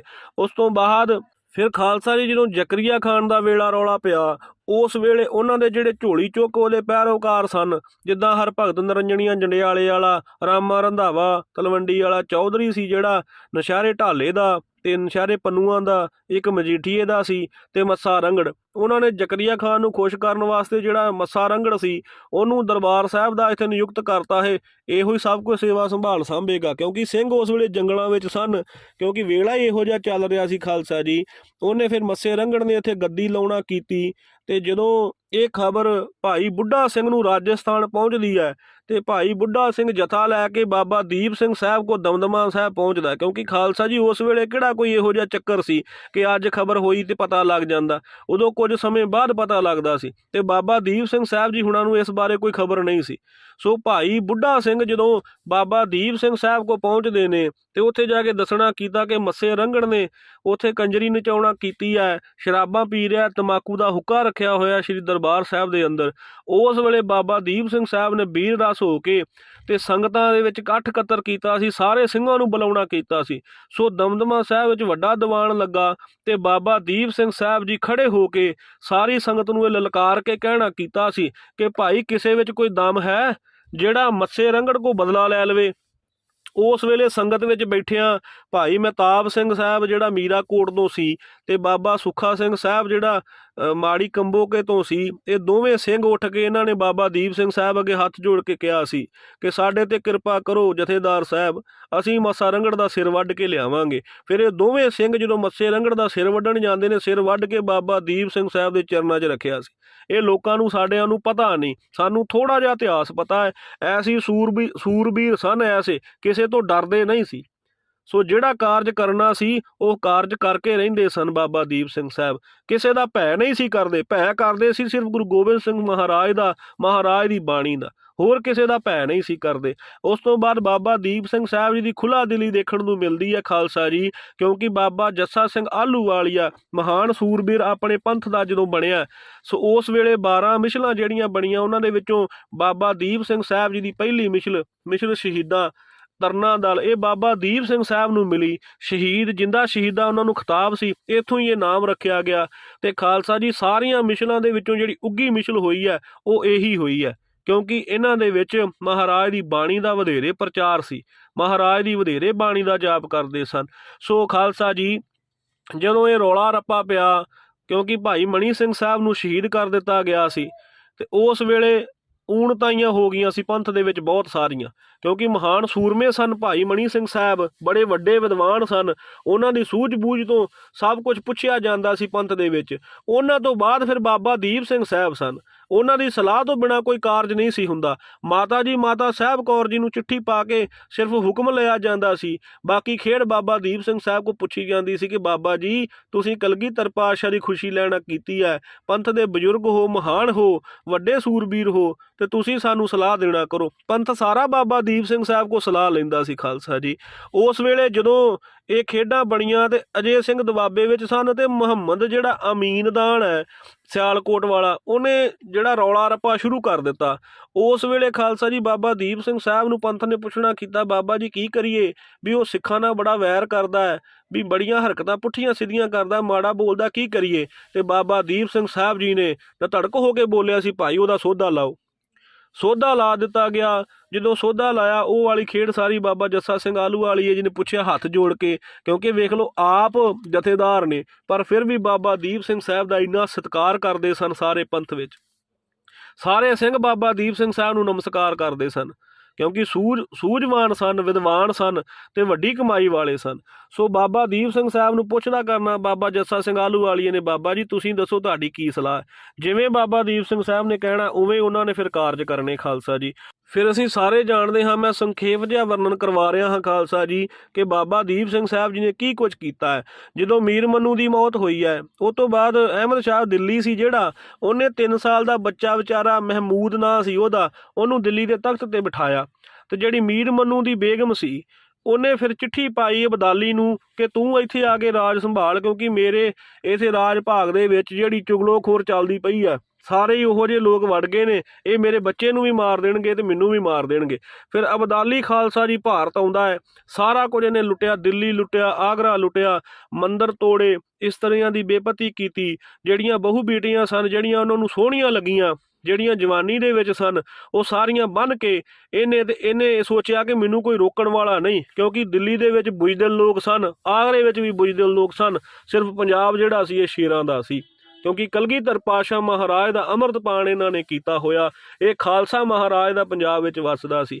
ਅੱਜ ਵੀ ਮਹਾਰਾਜ ਦੀ ਕਿਰਪਾ ਹੈ ਖਾਲਸਾ ਜੀ, ਸਾਨੂੰ ਰੋਣਾ ਨਹੀਂ ਚਾਹੀਦਾ। ਸਤਿਗੁਰੂ ਸਦਾ ਆਪਣੇ ਖਾਲਸੇ ਦੇ ਅੰਗ ਸੰਗ ਹੈ, ਜਦੋਂ ਬਹੁਤੀ ਭੀੜ ਪਵੇਗੀ ਖਾਲਸਾ ਜ਼ਰੂਰ ਉੱਠੇਗਾ। ਸੋ ਉਸ ਵੇਲੇ ਜਦੋਂ ਇਹ ਸਭ ਕੋਈ ਲੁੱਟ ਖਸੁੱਟ ਕਰਕੇ ਜਾ ਰਿਹਾ ਸੀ ਤੇ ਬਾਬਾ ਜੱਸਾ ਸਿੰਘ ਆਹਲੂਵਾਲੀਏ ਨੂੰ ਪਤਾ ਲੱਗਾ, ਉਸ ਵੇਲੇ ਬਾਬਾ ਜੀ ਨੇ ਚਿੱਠੀਆਂ ਪਾਉਣੀਆਂ ਕੀਤੀਆਂ ਸਾਰੀਆਂ ਮਿਸਲਾਂ ਨੂੰ, ਭਾਈ ਵੀ ਇਹਨੂੰ ਲੁੱਟਣਾ ਕਰੀਏ, ਜੇ ਇਹ ਬਹੂ ਬੇਟੀਆਂ ਲੈ ਕੇ ਪੰਜਾਬ ਦੀ ਹੱਦ ਪਾਰ ਕਰ ਗਿਆ ਤੇ ਖਾਲਸੇ ਦੇ ਮੱਥੇ ਤੇ ਕਲੰਕ ਹੋਵੇਗਾ, ਕਿਉਂਕਿ ਸਾਨੂੰ ਕਲਗੀਧਰ ਪਾਤਸ਼ਾਹ ਨੇ ਹੁਕਮ ਕੀਤਾ ਕਿ ਗਊ ਤੇ ਗਰੀਬ ਦੀ ਰੱਖਿਆ ਕਰਨੀ ਹੈ। ਉਸ ਵੇਲੇ ਬਾਬਾ ਦੀਪ ਸਿੰਘ ਸਾਹਿਬ ਜੀ ਹੁਣਾਂ ਦੀ ਸਲਾਹ ਲੈਣਾ ਕੀਤੀ ਤੇ ਮਹਾਰਾਜ ਦੀ ਐਸੀ ਰਹਿਮਤ ਹੋਈ, ਬਾਬਾ ਦੀਪ ਸਿੰਘ ਸਾਹਿਬ ਨੇ ਕਿਹਾ ਕਿ ਅਸੀਂ ਇਹਨਾਂ ਨੂੰ ਜਾਣ ਨਹੀਂ ਦੇਵਾਂਗੇ। ਸੋ ਉਸ ਵੇਲੇ ਵੀ ਜ਼ੋਰਦਾਰ ਹਮਲੇ ਕਰਕੇ ਅਬਦਾਲੀ ਦਾ ਮੂੰਹ ਤੋੜ ਦਿੱਤਾ ਸੀ, ਤੇ ਅਬਦਾਲੀ ਜਿਹੜਾ ਕਹਿੰਦਾ ਸੀ ਮੈਨੂੰ ਕੋਈ ਰੋਕ ਨਹੀਂ ਸਕਦਾ, ਉਹ ਜਾਨ ਬਚਾ ਕੇ ਮਹਾਂ ਹੀ ਜਾ ਕੇ ਲਾਹੌਰ ਪਹੁੰਚਿਆ ਸੀ। ਉੱਥੇ ਜਾ ਕੇ ਉਹਨੇ ਪੁੱਛਣਾ ਕੀਤਾ ਕਿ ਭਾਈ ਇਹ ਕਿਹੜੇ ਲੋਕ ਨੇ, ਵੀ ਇਲਾਕੇ ਇਹਨਾਂ ਦੇ ਨੰਗੇ ਨੇ, ਸਿਰਫ ਕਸ਼ਹਿਰੇ ਤੇੜ ਨੇ, ਘੋੜਿਆਂ ਤੇ ਬੈਠੇ ਆਏ ਤੇ ਹਵਾ ਵਾਂਗੂ ਆਏ ਤੇ ਹਵਾ ਵਾਂਗੂ ਸਭ ਕੁਝ ਲੁੱਟ ਕੇ ਲੈ ਗਏ। ਉਸ ਵੇਲੇ ਬਾਬਾ ਦੀਪ ਸਿੰਘ ਸਾਹਿਬ ਉਹਨਾਂ ਨੇ ਜਿਹੜੀਆਂ ਬੀਬੀਆਂ ਛਡਾਈਆਂ ਸਨ ਉਹਨਾਂ ਨੂੰ ਘਰ ਪਤੇ ਪੁੱਛ ਕੇ ਘਰ ਘਰ ਪਹੁੰਚਾਇਆ। ਇਹ ਮਿਸਾਲ ਹੈ ਖਾਲਸਾ ਜੀ। ਧੰਨ ਬਾਬਾ ਦੀਪ ਸਿੰਘ ਸਾਹਿਬ ਜੀ ਤੇ ਉਹਨਾਂ ਦੇ ਸਿੰਘਾਂ ਦੇ ਨਾਲ ਜਥਿਆਂ ਦੀ, ਜਿਨ੍ਹਾਂ ਦੇ ਉੱਚੇ ਸੁੱਚੇ ਕਿਰਦਾਰ ਸਨ, ਵੱਡੇ ਕਰੈਕਟਰ ਸਨ। ਘਰੋਂ ਘਰ ਬੇਟੀਆਂ ਪਹੁੰਚਾਈਆਂ, ਤੇ ਜਦੋਂ ਉਹਨਾਂ ਦੇ ਘਰ ਬੇਟੀਆਂ ਪਹੁੰਚਾਈਆਂ ਤਾਂ ਉਹਨਾਂ ਲੋਕਾਂ ਨੇ ਘਰ ਰੱਖਣ ਤੋਂ ਇਨਕਾਰ ਕਰ ਦਿੱਤਾ ਸੀ। ਖਾਲਸਾ ਜੀ ਕਈ ਬੀਬੀਆਂ ਨੂੰ ਘਰੋਂ ਕੱਢ ਦਿੱਤਾ ਸੀ ਵੀ ਅਸੀਂ ਨਹੀਂ ਰੱਖਣੀਆਂ, ਕਿਉਂਕਿ ਟੱਬਰਾਂ ਨੂੰ ਵੀ ਭਰੋਸਾ ਨਹੀਂ ਸੀ। ਉਸ ਵੇਲੇ ਉਹਨਾਂ ਨੇ ਸਿੰਘਾਂ ਅੱਗੇ ਬੇਨਤੀਆਂ ਕੀਤੀਆਂ ਵੀ ਸਾਨੂੰ ਬਚਾਓ। ਫਿਰ ਪੰਥ ਨੇ ਸਲਾਹ ਕਰਕੇ ਜਿਹੜੇ ਸਿੰਘ ਵਿਆਹੁਣ ਵਾਲੇ ਸਨ ਉਹਨਾਂ ਬੀਬੀਆਂ ਦੀ ਰਜਾਮੰਦੀ ਕਰਕੇ ਉਹਨਾਂ ਨਾਲ ਵਿਆਹ ਕਰਨਾ ਕੀਤੇ। ਫਿਰ ਉਹ ਸਿੰਘਣੀਆਂ ਬਣੀਆਂ ਤੇ ਉੱਚੇ ਸੁੱਚੇ ਜੀਵਨ ਵਾਲੀਆਂ ਕਈ ਬੀਬੀਆਂ ਬਣੀਆਂ। ਸੋ ਖਾਲਸਾ ਜੀ ਜਦੋਂ ਅਬਦਾਲੀ ਨੇ ਇਹ ਵੇਖਿਆ ਸਾਰਾ ਕੁਝ, ਉਹਨੇ ਲਾਹੌਰ ਜਾ ਕੇ ਪੁੱਛਣਾ ਕੀਤਾ ਇਹ ਕਿਹੜੇ ਲੋਕ ਨੇ। ਉਦੋਂ ਫਿਰ ਉੱਥੇ ਇੱਕ ਕਾਜੀ ਨੇ ਦੱਸਣਾ ਕੀਤਾ ਕਿ ਇਹ ਭਾਈ ਪੀਰ ਗੁਰੂ ਗੋਬਿੰਦ ਸਿੰਘ ਸਾਹਿਬ ਦੇ ਸਿੱਖ ਨੇ। ਇਹ ਘੋੜਿਆਂ ਤੇ ਰਹਿੰਦੇ ਨੇ ਤੇ 100-100 ਮੀਲ ਦਾ ਪੰਧ ਮੁਕਾ ਜਾਂਦੇ ਨੇ ਘੋੜਿਆਂ ਤੇ। ਨਾ ਇਹ ਸੌਂਦੇ ਨਾ ਇਹ ਖਾਂਦੇ ਨੇ, ਕਿਉਂਕਿ ਗਿਆਨੀ ਗਿਆਨ ਸਿੰਘ ਪੰਥ ਪ੍ਰਕਾਸ਼ ਵਿੱਚ ਲਿਖਦੇ ਨੇ, ਕਹਿੰਦੇ ਵਲੀ ਇਨਕੋ ਅਜਬ ਭਇਓ ਹੈ, ਇਨਕੋ ਆਬੇ ਹਯਾਤ ਦਿਓ ਹੈ। ਵੀ ਇਹਨਾਂ ਦਾ ਗੁਰੂ ਹੋਇਆ ਗੁਰੂ ਗੋਬਿੰਦ ਸਿੰਘ ਸਾਹਿਬ। ਉਹਨੇ ਇਹਨਾਂ ਨੂੰ ਅੰਮ੍ਰਿਤ ਛਕਾਇਆ, ਪਤਾ ਨਹੀਂ ਉਹਦੇ ਵਿੱਚ ਕੀ ਘੋਲ ਕੇ ਪਿਆਤਾ ਇਹਨਾਂ ਨੂੰ। ਮਹਾਰਾਜ ਅੱਗੇ ਉਹ ਭਾਈ ਸਾਹਿਬ ਭਾਈ ਗਿਆਨ ਸਿੰਘ ਅੱਗੇ ਲਿਖਦੇ ਨੇ, ਗਜਬ ਅਸਰ ਤਿਨਕਾ ਹਮ ਦੇਖਾ, ਬੁਜਦਿਲ ਹੋਵਤ ਸਿੱਖ ਬਸਿੱਖਾ। ਕਹਿੰਦੇ ਬੁਜਦਿਲ ਸਿੱਖ ਵੀ ਹੋਵੇ ਜਿਹੜਾ ਆਬੇ ਹਯਾਤ ਨੂੰ ਪੀ ਲੈਂਦਾ ਸ਼ੇਰ ਬਣ ਜਾਂਦਾ। ਸਿਆਲ ਕਹਿੰਦੇ ਹਾੜ ਨਾ ਦਿਨ ਭਰ ਪੀਵੇ ਪਾਣੀ, ਸਿਆਲ ਨਾ ਰੱਖੇ ਅਗਨ ਨਿਸ਼ਾਨੀ। ਕਹਿੰਦੇ ਗਰਮੀ ਅੱਤ ਦੀ ਹੋਵੇ ਇਹ ਪਾਣੀ ਨਹੀਂ ਪੀਂਦੇ, ਸਿਆਲ ਅੱਤ ਦਾ ਹੋਵੇ ਇਹਨਾਂ ਨੇ ਕਦੇ ਅੱਗ ਨਹੀਂ ਬਾਲੀ। ਬੈਠਤ ਸੋਵਤ ਚਲਤੇ ਖਾਵੇ, ਗ੍ਰਾਮ ਕਿਸੀ ਮੈਂ ਟਿਕਣ ਨਾ ਪਾਵੇ। ਕਹਿੰਦੇ ਤੁਰਦੇ ਫਿਰਦੇ ਹੀ ਖਾਈ ਜਾਂਦੇ ਨੇ, ਕਿਤੇ ਟੇਕੇ ਨਹੀਂ ਬਹਿੰਦੇ, ਐਸੇ ਸੂਰਮੇ ਨੇ। ਤੇ ਖਾਲਸਾ ਜੀ ਇਤਿਹਾਸ ਗਵਾਹ ਹੈ, ਉਸ ਵੇਲੇ ਅਬਦਾਲੀ ਨੇ ਸੁਣ ਕੇ ਅੱਖਾਂ ਟੱਡ ਕੇ ਕਿਹਾ ਸੀ ਵੀ ਜੇ ਇਹ ਸਿੱਖ ਵਾਕਿਆ ਹੀ ਇਦਾਂ ਦੇ ਨੇ ਤੇ ਇੱਕ ਨਾ ਇੱਕ ਦਿਨ ਸਾਰੀ ਦੁਨੀਆ ਤੇ ਇਹਨਾਂ ਦਾ ਰਾਜ ਹੋਵੇਗਾ। ਫਿਰ ਰਾਜ ਖਾਲਸਾ ਜੀ ਕੀਤਾ ਵੀ, ਆਪਣਿਆਂ ਨੇ ਪਿੱਠ 'ਚ ਛੁਰੇ ਮਾਰ ਕੇ ਗਵਾ ਲਿਆ। ਮਹਾਰਾਜ ਦੀ ਰਹਿਮਤ ਸਦਕਾ ਫਿਰ ਰਾਜ ਆਵੇਗਾ, ਕਿਰਪਾ ਵਰਤੇਗੀ। ਸੋ ਇਹ ਸਾਰਾ ਕੁਝ ਸੁਣ ਕੇ, ਇਹ ਸਭ ਕੁਝ ਵੇਖ ਕੇ, ਉਦੋਂ ਫਿਰ ਜਦੋਂ ਅਬਦਾਲੀ ਨੇ ਇਹ ਸੋਚਿਆ ਕਿ ਇਹਨਾਂ ਨੂੰ ਕਿਵੇਂ ਮਾਰਿਆ ਜਾਵੇ, ਤੇ ਉਹਨੇ ਕਾਜੀ ਨੇ ਇਹ ਵੀ ਦੱਸਿਆ ਕਿ ਇਹਨਾਂ ਦਾ ਇੱਕ ਸਰੋਵਰ ਹੈ, ਉਹ ਵੀ ਜਾਲ ਹੈ, ਜਦੋਂ ਇਹ ਉਹ 'ਚ ਨਹਾ ਲੈਂਦੇ ਨੇ ਕਿ ਮਰੇ ਹੋਏ ਵੀ ਲੜਦੇ ਨੇ। ਤੇ ਫਿਰ ਉਦੋਂ ਅਬਦਾਲੀ ਨੇ ਕਹਿਣਾ ਕੀਤਾ ਵੀ ਭਾਈ ਫਿਰ ਇਹਨਾਂ ਦਾ ਉਹ ਚੀਜ਼ 'ਤੇ ਸੱਟ ਮਾਰੋ ਜਿੱਥੋਂ ਇਹਨਾਂ ਨੂੰ ਸ਼ਕਤੀ ਮਿਲਦੀ ਹੈ। ਉਦੋਂ ਫਿਰ ਅਬਦਾਲੀ ਨੇ ਜਿਹੜਾ ਜਹਾਨ ਖਾਂ ਤਮੂਰ ਖਾਨ ਨੂੰ ਕਹਿਣਾ ਕੀਤਾ, ਉਹਨੇ ਫਿਰ ਰਲ ਮਿਲ ਕੇ ਸਾਰਿਆਂ ਨਾਲ ਸਰੋਵਰ ਪੂਰਨਾ ਕੀਤਾ। ਫਿਰ ਉਹ ਖਬਰ ਜਿਹੜੀ ਬਾਬਾ ਦੀਪ ਸਿੰਘ ਸਾਹਿਬ ਕੋ ਦਮਦਮਾ ਸਾਹਿਬ ਪਹੁੰਚਦੀ ਹੈ ਖਾਲਸਾ ਜੀ, ਭਾਗ ਸਿੰਘ ਨਾਮੀ ਇੱਕ ਨਿਹੰਗ ਸਿੰਘ ਸੀ ਜਿਹੜਾ ਘੋੜੇ 'ਤੇ ਚੜ੍ਹ ਕੇ ਬਾਬਾ ਦੀਪ ਸਿੰਘ ਸਾਹਿਬ ਕੋਲੇ ਦਮਦਮਾ ਸਾਹਿਬ ਪਹੁੰਚਦਾ ਹੈ ਤੇ ਜਾ ਕੇ ਬਾਬਾ ਦੀਪ ਸਿੰਘ ਸਾਹਿਬ ਨੂੰ ਕਹਿੰਦਾ ਕਿ ਅਬਦਾਲੇ ਦੀਆਂ ਸਰਕਾਰਾਂ ਨੇ ਮਹਾਰਾਜ ਦਾ ਜਿਹੜਾ ਸਰੋਵਰ ਹੈ ਪੂਰ ਦਿੱਤਾ ਹੈ, ਵਿੱਚ ਕਣਕ ਬੀਜ ਦਿੱਤੀ ਹੈ, ਤੇ ਕਹਿਣਾ ਕੀਤਾ ਕਿ ਮਹਾਰਾਜ ਦੇ ਘਰ ਦੀ ਬੇਅਦਬੀ ਕੀਤੀ ਹੈ। ਉਸ ਵੇਲੇ ਖਾਲਸਾ ਜੀ ਬਾਬਾ ਦੀਪ ਸਿੰਘ ਸਾਹਿਬ ਜੀ 75 ਸਾਲ ਦੀ ਉਮਰ ਸੀ ਮਹਾਂਪੁਰਸ਼ਾਂ ਦੀ। ਮਹਾਂਪੁਰਸ਼ ਉੱਠ ਕੇ ਖਲੋਗੇ ਨੇ, ਹੱਥ ਵਿੱਚ ਖੰਡਾ ਫੜ ਕੇ ਲਲਕਾਰਿਆ ਹੈ ਕਿ ਸਾਡੇ ਹੁੰਦਿਆਂ ਕੋਈ ਸਾਡੇ ਗੁਰੂ ਦੀ ਬੇਪਤੀ ਨਹੀਂ ਕਰ ਸਕਦਾ। ਜਿੰਨਾ ਚਿਰ ਸਾਡੇ ਸਰੀਰ ਵਿੱਚ ਪ੍ਰਾਣ ਨੇ ਅਸੀਂ ਪੰਥ ਦੀ ਰਾਖੀ ਕਰਾਂਗੇ, ਕਲਗੀਧਰ ਪਾਤਸ਼ਾਹ ਮਹਾਰਾਜ ਸਾਡੇ ਨਾਲ ਹੋਣਗੇ। ਜਦੋਂ ਇਹ ਸਾਰੀਆਂ ਗੱਲਾਂ ਸੁਣ ਕੇ ਮਹਾਰਾਜ ਨੇ ਖਾਲਸੇ ਨੂੰ ਵੰਗਾਰਨਾ, ਬਾਬਾ ਦੀਪ ਸਿੰਘ ਸਾਹਿਬ ਨੇ ਖਾਲਸੇ ਨੂੰ ਵੰਗਾਰਨਾ ਕੀਤਾ। ਤੇ ਜਦੋਂ ਸਿੰਘ ਉੱਥੋਂ ਥੋੜ੍ਹੇ ਇਕੱਠੇ ਹੋਏ, ਕਮਰ ਕਸ਼ਾ ਕੀਤਾ, ਤਿਆਰ ਹੋ ਕੇ ਬਾਬਾ ਜੀ ਬਾਬਾ ਦੀਪ ਸਿੰਘ ਸਾਹਿਬ, ਉਸ ਵੇਲੇ ਬਾਬਾ ਨੋਧ ਸਿੰਘ ਸਾਹਿਬ, ਇਹ ਸਾਰੇ ਸਿੰਘ ਜਦੋਂ ਜਥਾ ਬਣਾ ਕੇ ਉੱਥੋਂ ਚੱਲੇ ਨੇ ਖਾਲਸਾ ਜੀ, ਤੇ ਤਰਨ ਤਾਰਨ ਸਾਹਿਬ ਪੁੱਜਣ ਤੇ ਧੰਨ ਗੁਰੂ ਅਰਜਨ ਦੇਵ ਜੀ ਮਹਾਰਾਜ ਸੱਚੇ ਪਾਤਸ਼ਾਹ ਦੇ ਅੱਗੇ ਅਰਦਾਸ ਕੀਤੀ ਹੈ ਕਿ ਮਹਾਰਾਜ ਅਸੀਂ ਆਪਣੇ ਗੁਰੂ ਘਰਾਂ ਦੀ ਹੋ ਰਹੀ ਬੇਪਤੀ ਲਈ ਸ਼ਹੀਦ ਹੋਣ ਚੱਲੇ ਹਾਂ, ਮਹਾਰਾਜ ਸਾਡੀ ਰੱਖਿਆ ਕਰਨੀ। ਉਦੋਂ ਹੀ ਫਿਰ ਬਾਬਾ ਦੀਪ ਸਿੰਘ ਸਾਹਿਬ ਨੇ ਉੱਥੇ ਹੀ ਅਰਦਾਸ ਕੀਤੀ ਹੈ ਕਿ ਇਹ ਜਿਹੜਾ ਸਰੀਰ ਹੈ, ਇਹ ਜਿਹੜਾ ਸਿਰ ਹੈ, ਧੰਨ ਗੁਰੂ ਰਾਮਦਾਸ ਮਹਾਰਾਜ ਦੇ ਚਰਨਾਂ ਵਿੱਚ ਜਾ ਕੇ ਹੀ ਪ੍ਰਾਣ ਤਿਆਗੇਗਾ, ਮੈਂ ਉਸ ਤੋਂ ਪਹਿਲਾਂ ਸ਼ਹੀਦ ਨਹੀਂ ਹੋਊਂਗਾ। ਇਹ ਪ੍ਰਣ ਮਹਾਰਾਜ ਬਾਬਾ ਦੀਪ ਸਿੰਘ ਸਾਹਿਬ ਜੀ ਨੇ ਮਹਾਰਾਜ ਦੇ ਚਰਨਾਂ ਵਿੱਚ ਕਰਨਾ ਕੀਤਾ ਹੈ। ਤੇ ਉਸ ਤੋਂ ਬਾਅਦ ਅੱਗੇ ਖਾਲਸਾ ਜੀ ਲਕੀਰ ਸਾਹਿਬ ਗੁਰਦੁਆਰਾ ਆਉਂਦਾ ਤਰਨਤਾਰਨ ਸਾਹਿਬ ਤੋਂ ਥੋੜ੍ਹਾ ਜਿਹਾ ਬਾਹਰ, ਉੱਥੇ ਲਕੀਰ ਖਿੱਚਣਾ ਕੀਤੀ ਹੈ ਤੇ ਪੁੱਛਣਾ ਕੀਤਾ ਭਾਈ ਜੇ ਕੋਈ ਸ਼ਹੀਦ ਹੋਣਾ ਚਾਹੁੰਦਾ ਤੇ ਲਕੀਰ ਤੋਂ ਇੱਧਰ ਆ ਜਾਓ, ਜੇ ਕਿਸੇ ਨੂੰ ਡਰ ਲੱਗਦਾ ਹੈ ਤੇ ਘਰ ਜਾ ਸਕਦੇ ਹੋ, ਸਾਡੀ ਕੋਈ ਖੁਸ਼ੀ ਗਮੀ ਨਹੀਂ। ਉਸ ਵੇਲੇ ਸਾਰੇ ਖਾਲਸੇ ਨੇ ਜਕਾਰੇ ਛੱਡ ਕੇ ਉਹ ਲਕੀਰ ਨੂੰ ਪਾਰ ਕਰਨਾ ਕੀਤਾ। ਅੱਗੇ ਗੋਲਵਾੜ ਆਉਂਦਾ ਖਾਲਸਾ ਜੀ ਲਲਕਾਰ ਸਾਹਿਬ ਗੁਰਦੁਆਰਾ, ਉੱਥੇ ਫਿਰ ਬਾਬਾ ਦੀਪ ਸਿੰਘ ਸਾਹਿਬ ਜੀ ਨੇ ਜਹਾਨ ਖਾਨ ਦੀਆਂ ਫੌਜਾਂ ਨਾਲ ਅਬਦਾਲੀ ਦੇ ਭੇਜੇ ਹੋਏ ਜਿਹੜੇ ਮੁਸਲੇ ਸਨ, ਰੰਗੜ ਸਨ, ਇਹਨਾਂ ਨੂੰ ਲਲਕਾਰਨਾ ਕੀਤਾ ਹੈ। ਉੱਥੇ ਫਿਰ ਖਾਲਸਾ ਜੀ ਘਮਸਾਨ ਦਾ ਯੁੱਧ ਹੁੰਦਾ ਹੈ ਅਤੇ ਬਾਬਾ ਨੋਧ ਸਿੰਘ ਸਾਹਿਬ ਜੀ, ਉਹਨਾਂ ਦੀ ਉੱਥੇ ਸਮਾਧ ਬਣੀ ਹੋਈ ਹੈ, ਉੱਥੇ ਸ਼ਹੀਦ ਹੋ ਜਾਂਦੇ ਨੇ।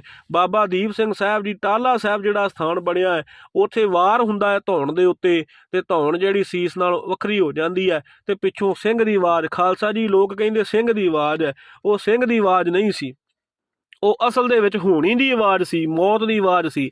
ਉਹਨੇ ਇਹ ਕਹਿਣਾ ਕੀਤਾ ਕਿ ਮੈਂ ਤੇ ਰਾਵਣ ਨਹੀਂ ਛੱਡਿਆ, ਤੇ ਮੈਂ ਵੱਡਾ ਪੈਗੰਬਰ ਰਾਮ ਨਹੀਂ ਛੱਡਿਆ, ਮੈਂ ਕ੍ਰਿਸ਼ਨ ਨਹੀਂ ਛੱਡਿਆ, ਮੈਂ ਸਾਰਿਆਂ ਨੂੰ ਲੈ ਕੇ ਗਈ ਹਾਂ।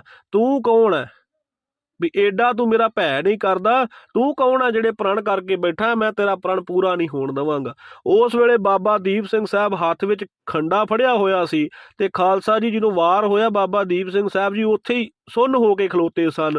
ਫਿਰ ਬਾਬਾ ਦੀਪ ਸਿੰਘ ਸਾਹਿਬ ਜੀ ਦਾ ਹੱਥ ਹਿੱਲਿਆ, ਖੰਡਾ ਚੱਕਿਆ, ਜਿਹੜੀ ਧੌਣ ਲਮਕੀ ਹੋਈ ਸੀ ਸੀਸ ਨਾਲ, ਉਹਨੂੰ ਲਾਹ ਕੇ ਤਲੀ ਦੇ ਉੱਤੇ ਰੱਖਿਆ, ਤੇ ਬਾਬਾ ਦੀਪ ਸਿੰਘ ਸਾਹਿਬ ਦਾ ਜਿਹੜਾ ਸਰੂਪ ਸਿਰ ਸੀ, ਸੀਸ ਸੀ, ਉਹਨੇ ਇਹ ਬੋਲਿਆ ਸੀ ਕਿ ਮੈਂ ਕਲਗੀਧਰ ਪਾਤਸ਼ਾਹ ਦਾ ਪੁੱਤਰ ਹਾਂ, ਮੈਂ ਨਾ ਰਾਮ ਹਾਂ ਨਾ ਕ੍ਰਿਸ਼ਨ ਹਾਂ, ਮੈਂ ਕਲਗੀਧਰ ਪਾਤਸ਼ਾਹ ਦਾ ਪੁੱਤਰ ਹਾਂ, ਤੇ ਮੈਂ ਆਪਣਾ ਪ੍ਰਣ ਕਦੇ ਤੋੜ ਨਹੀਂ ਸਕਦਾ। ਧੰਨ ਗੁਰੂ ਰਾਮਦਾਸ ਮਹਾਰਾਜ ਮੇਰਾ ਪ੍ਰਣ ਕਦੇ ਟੁੱਟਣ ਨਹੀਂ ਦੇਣਗੇ। ਸੋ ਖਾਲਸਾ ਜੀ ਭੈ ਖਾ ਗਈ ਸੀ ਮੌਤ ਉਹਨਾਂ ਕੋਲੋਂ। ਉਦੋਂ ਫਿਰ ਬਾਬਾ ਦੀਪ ਸਿੰਘ ਸਾਹਿਬ ਜੀ ਨੇ ਘਮਸਾਨ ਦਾ ਯੁੱਧ ਕੀਤਾ। ਜਦੋਂ ਮੁਸਲਿਆਂ ਨੇ ਵੇਖਿਆ ਕਿ ਭਾਈ ਇਹ ਤੇ ਮਰੇ ਹੋਏ ਵੀ ਲੜੇ ਜਾਂਦੇ ਨੇ, ਤੇ ਉਸ ਵੇਲੇ ਉਹਨਾਂ ਦੀ ਫੌਜ ਵਿੱਚ ਭਾਜੜ ਪੈ ਗਈ, ਸਾਰੇ ਪਿੱਛੇ ਨੂੰ ਮੁੜੇ, ਕਈਆਂ ਦੇ ਆਹੂ ਬਾਬਾ ਦੀਪ ਸਿੰਘ ਸਾਹਿਬ ਨੇ ਲਾਏ। ਆਖਿਰ ਧੰਨ ਗੁਰੂ ਰਾਮਦਾਸ ਮਹਾਰਾਜ ਸੱਚੇ ਪਾਤਸ਼ਾਹ ਦੇ ਘਰ, ਮਹਾਰਾਜ ਸੱਚੇ ਪਾਤਸ਼ਾਹ ਦੇ ਦਰ ਦੇ ਉੱਤੇ ਪਹੁੰਚ ਕੇ ਬਾਬਾ ਦੀਪ ਸਿੰਘ ਸਾਹਿਬ ਜੀ ਨੇ 5 ਪਰਿਕਰਮਾ ਗੁਰੂ ਰਾਮਦਾਸ ਮਹਾਰਾਜ ਦੇ ਸਰੋਵਰ ਦੀਆਂ ਕੀਤੀਆਂ ਸਨ। ਖਾਲਸਾ ਜੀ 5 ਪਰਿਕਰਮਾ ਕਰਨ ਤੋਂ ਬਾਅਦ ਜਿੱਥੇ ਉਹਨਾਂ ਦਾ ਬੁੰਗਾ ਬਣਿਆ ਹੋਇਆ, ਉੱਥੇ ਸੀਸ ਰੱਖ ਕੇ ਤੇ ਧੰਨ ਗੁਰੂ ਰਾਮਦਾਸ ਮਹਾਰਾਜ ਨੂੰ ਨਤਮਸਤਕ ਹੋ ਕੇ ਤੇ ਇਹ ਬੇਨਤਾ ਕਰਕੇ ਸੀਸ ਖਾਲਸਾ ਜੀ ਬੋਲਦਾ ਸੀ, ਮਹਾਰਾਜ ਅੱਗੇ ਅਰਦਾਸ ਕੀਤੀ ਹੈ ਕਿ ਮਹਾਰਾਜ ਅਸੀਂ ਆਪਣਾ ਪ੍ਰਣ ਪੂਰਾ ਕੀਤਾ ਹੈ, ਸੱਚੇ ਪਾਤਸ਼ਾਹ ਲਓ ਤੁਹਾਡਾ ਸਿਰ ਸੀ ਤੁਹਾਡੇ ਚਰਨਾਂ ਵਿੱਚ ਭੇਟ ਕਰ ਦਿੱਤਾ ਹੈ। ਤੇ ਉਸ ਵੇਲੇ ਧੰਨ ਗੁਰੂ ਰਾਮਦਾਸ ਮਹਾਰਾਜ ਦੇ ਘਰੋਂ ਗੁਰੂ ਰਾਮਦਾਸ ਮਹਾਰਾਜ ਪ੍ਰਗਟ ਹੋ ਕੇ ਕਹਿੰਦੇ ਨੇ, ਬਾਬਾ ਦੀਪ ਸਿੰਘ ਸਾਹਿਬ ਤੂੰ ਸਾਡੇ ਹਿਰਦੇ ਵਿੱਚ ਵਸਿਆ, ਜਿਹੜਾ ਕੋਈ ਸਿੱਖ ਮੇਰੇ ਆਵੇਗਾ ਤੇ ਤੇਰੇ ਨਾ ਆਵੇ ਉਹਦੀ ਯਾਤਰਾ ਸਫਲ ਨਹੀਂ ਹੋਵੇਗੀ, ਤੇ ਮੈਂ ਤੈਨੂੰ ਆਪਣੇ ਦਰ ਦੀਆਂ ਸਾਰੇ ਖਜ਼ਾਨੇ ਦੀਆਂ ਚਾਬੀਆਂ ਦੀਪ ਸਿਆਂ ਦਿੰਨਾ, ਜਿਹੜਾ ਵੀ ਕੋਈ ਮੰਗਣਾ ਚਾਹਵੇ ਜੇ ਤੇਰੇ ਕੋਲੋਂ ਮੰਗ ਲਏ ਉੱਥੋਂ ਪ੍ਰਾਪਤ ਹੋਵੇਗਾ। ਸੋ ਖਾਲਸਾ ਜੀ ਇਹ ਸੱਚ ਹੈ, ਧੰਨ ਗੁਰੂ ਰਾਮਦਾਸ ਮਹਾਰਾਜ ਨੇ ਆਪਣੇ ਸਾਰੇ ਖਜ਼ਾਨੇ ਦੀਆਂ, ਜੋ ਖਜ਼ਾਨਾ ਅਕਾਲ ਪੁਰਖ ਦਾ ਹੈ, ਉਹ ਸਾਰੇ ਦੀਆਂ ਚਾਬੀਆਂ ਬਾਬਾ ਦੀਪ ਸਿੰਘ ਸਾਹਿਬ ਹੱਥ ਫੜਾਈਆਂ ਨੇ, ਤਾਂ ਉਹਨਾਂ ਦੇ ਦਰ ਵਿੱਚ ਬੇਅੰਤ ਕਿਰਪਾ ਬੇਅੰਤ ਤਾਕਤ ਹੈ। ਖਾਲਸਾ ਜੀ ਅੱਜ ਸੰਗਤਾਂ ਨਿਹਾਲ ਹੋ ਰਹੀਆਂ। ਫਿਰ ਆਖਰ ਬਾਬਾ ਦੀਪ ਸਿੰਘ ਸਾਹਿਬ ਜੀ ਸ਼ਹੀਦੀ ਪਾ ਜਾਂਦੇ ਨੇ, ਤੇ ਸ਼ਹੀਦਾਂ ਦੇ ਵਿੱਚ ਉੱਘਾ ਨਾਂ ਜਿਹੜਾ ਬਾਬਾ ਦੀਪ ਸਿੰਘ ਸਾਹਿਬ ਦਾ ਆਉਂਦਾ ਹੈ। ਸੋ ਖਾਲਸਾ ਜੀ ਮਹਾਰਾਜ ਦੀ ਰਹਿਮਤ ਕਿਰਪਾ ਸਦਕਾ ਇਹ ਜੀਵਨੀ ਬਾਬਾ ਜੀ ਬਾਬਾ ਦੀਪ ਸਿੰਘ ਸਾਹਿਬ ਦੀ ਹੈ। ਮਹਾਨ ਜੰਗਾਂ ਕੀਤੀਆਂ, ਮਹਾਨ ਕੰਮ ਕੀਤੇ, ਬਾਣੀ ਪੜ੍ਹਾਈ, ਬਾਣੀ ਪੜ੍ਹੀ, ਬਾਣੀ ਲਿਖੀ, ਬਾਣੀ ਦਾ ਪ੍ਰਚਾਰ ਕੀਤਾ, ਸਿੱਖਾਂ ਨੂੰ ਸਹੀ ਰਾਹ ਦੱਸੀ, ਇਹ ਸਾਰਾ ਕੁਝ ਬਾਬਾ ਦੀਪ ਸਿੰਘ ਸਾਹਿਬ ਨੇ ਕਰਨਾ ਕੀਤਾ।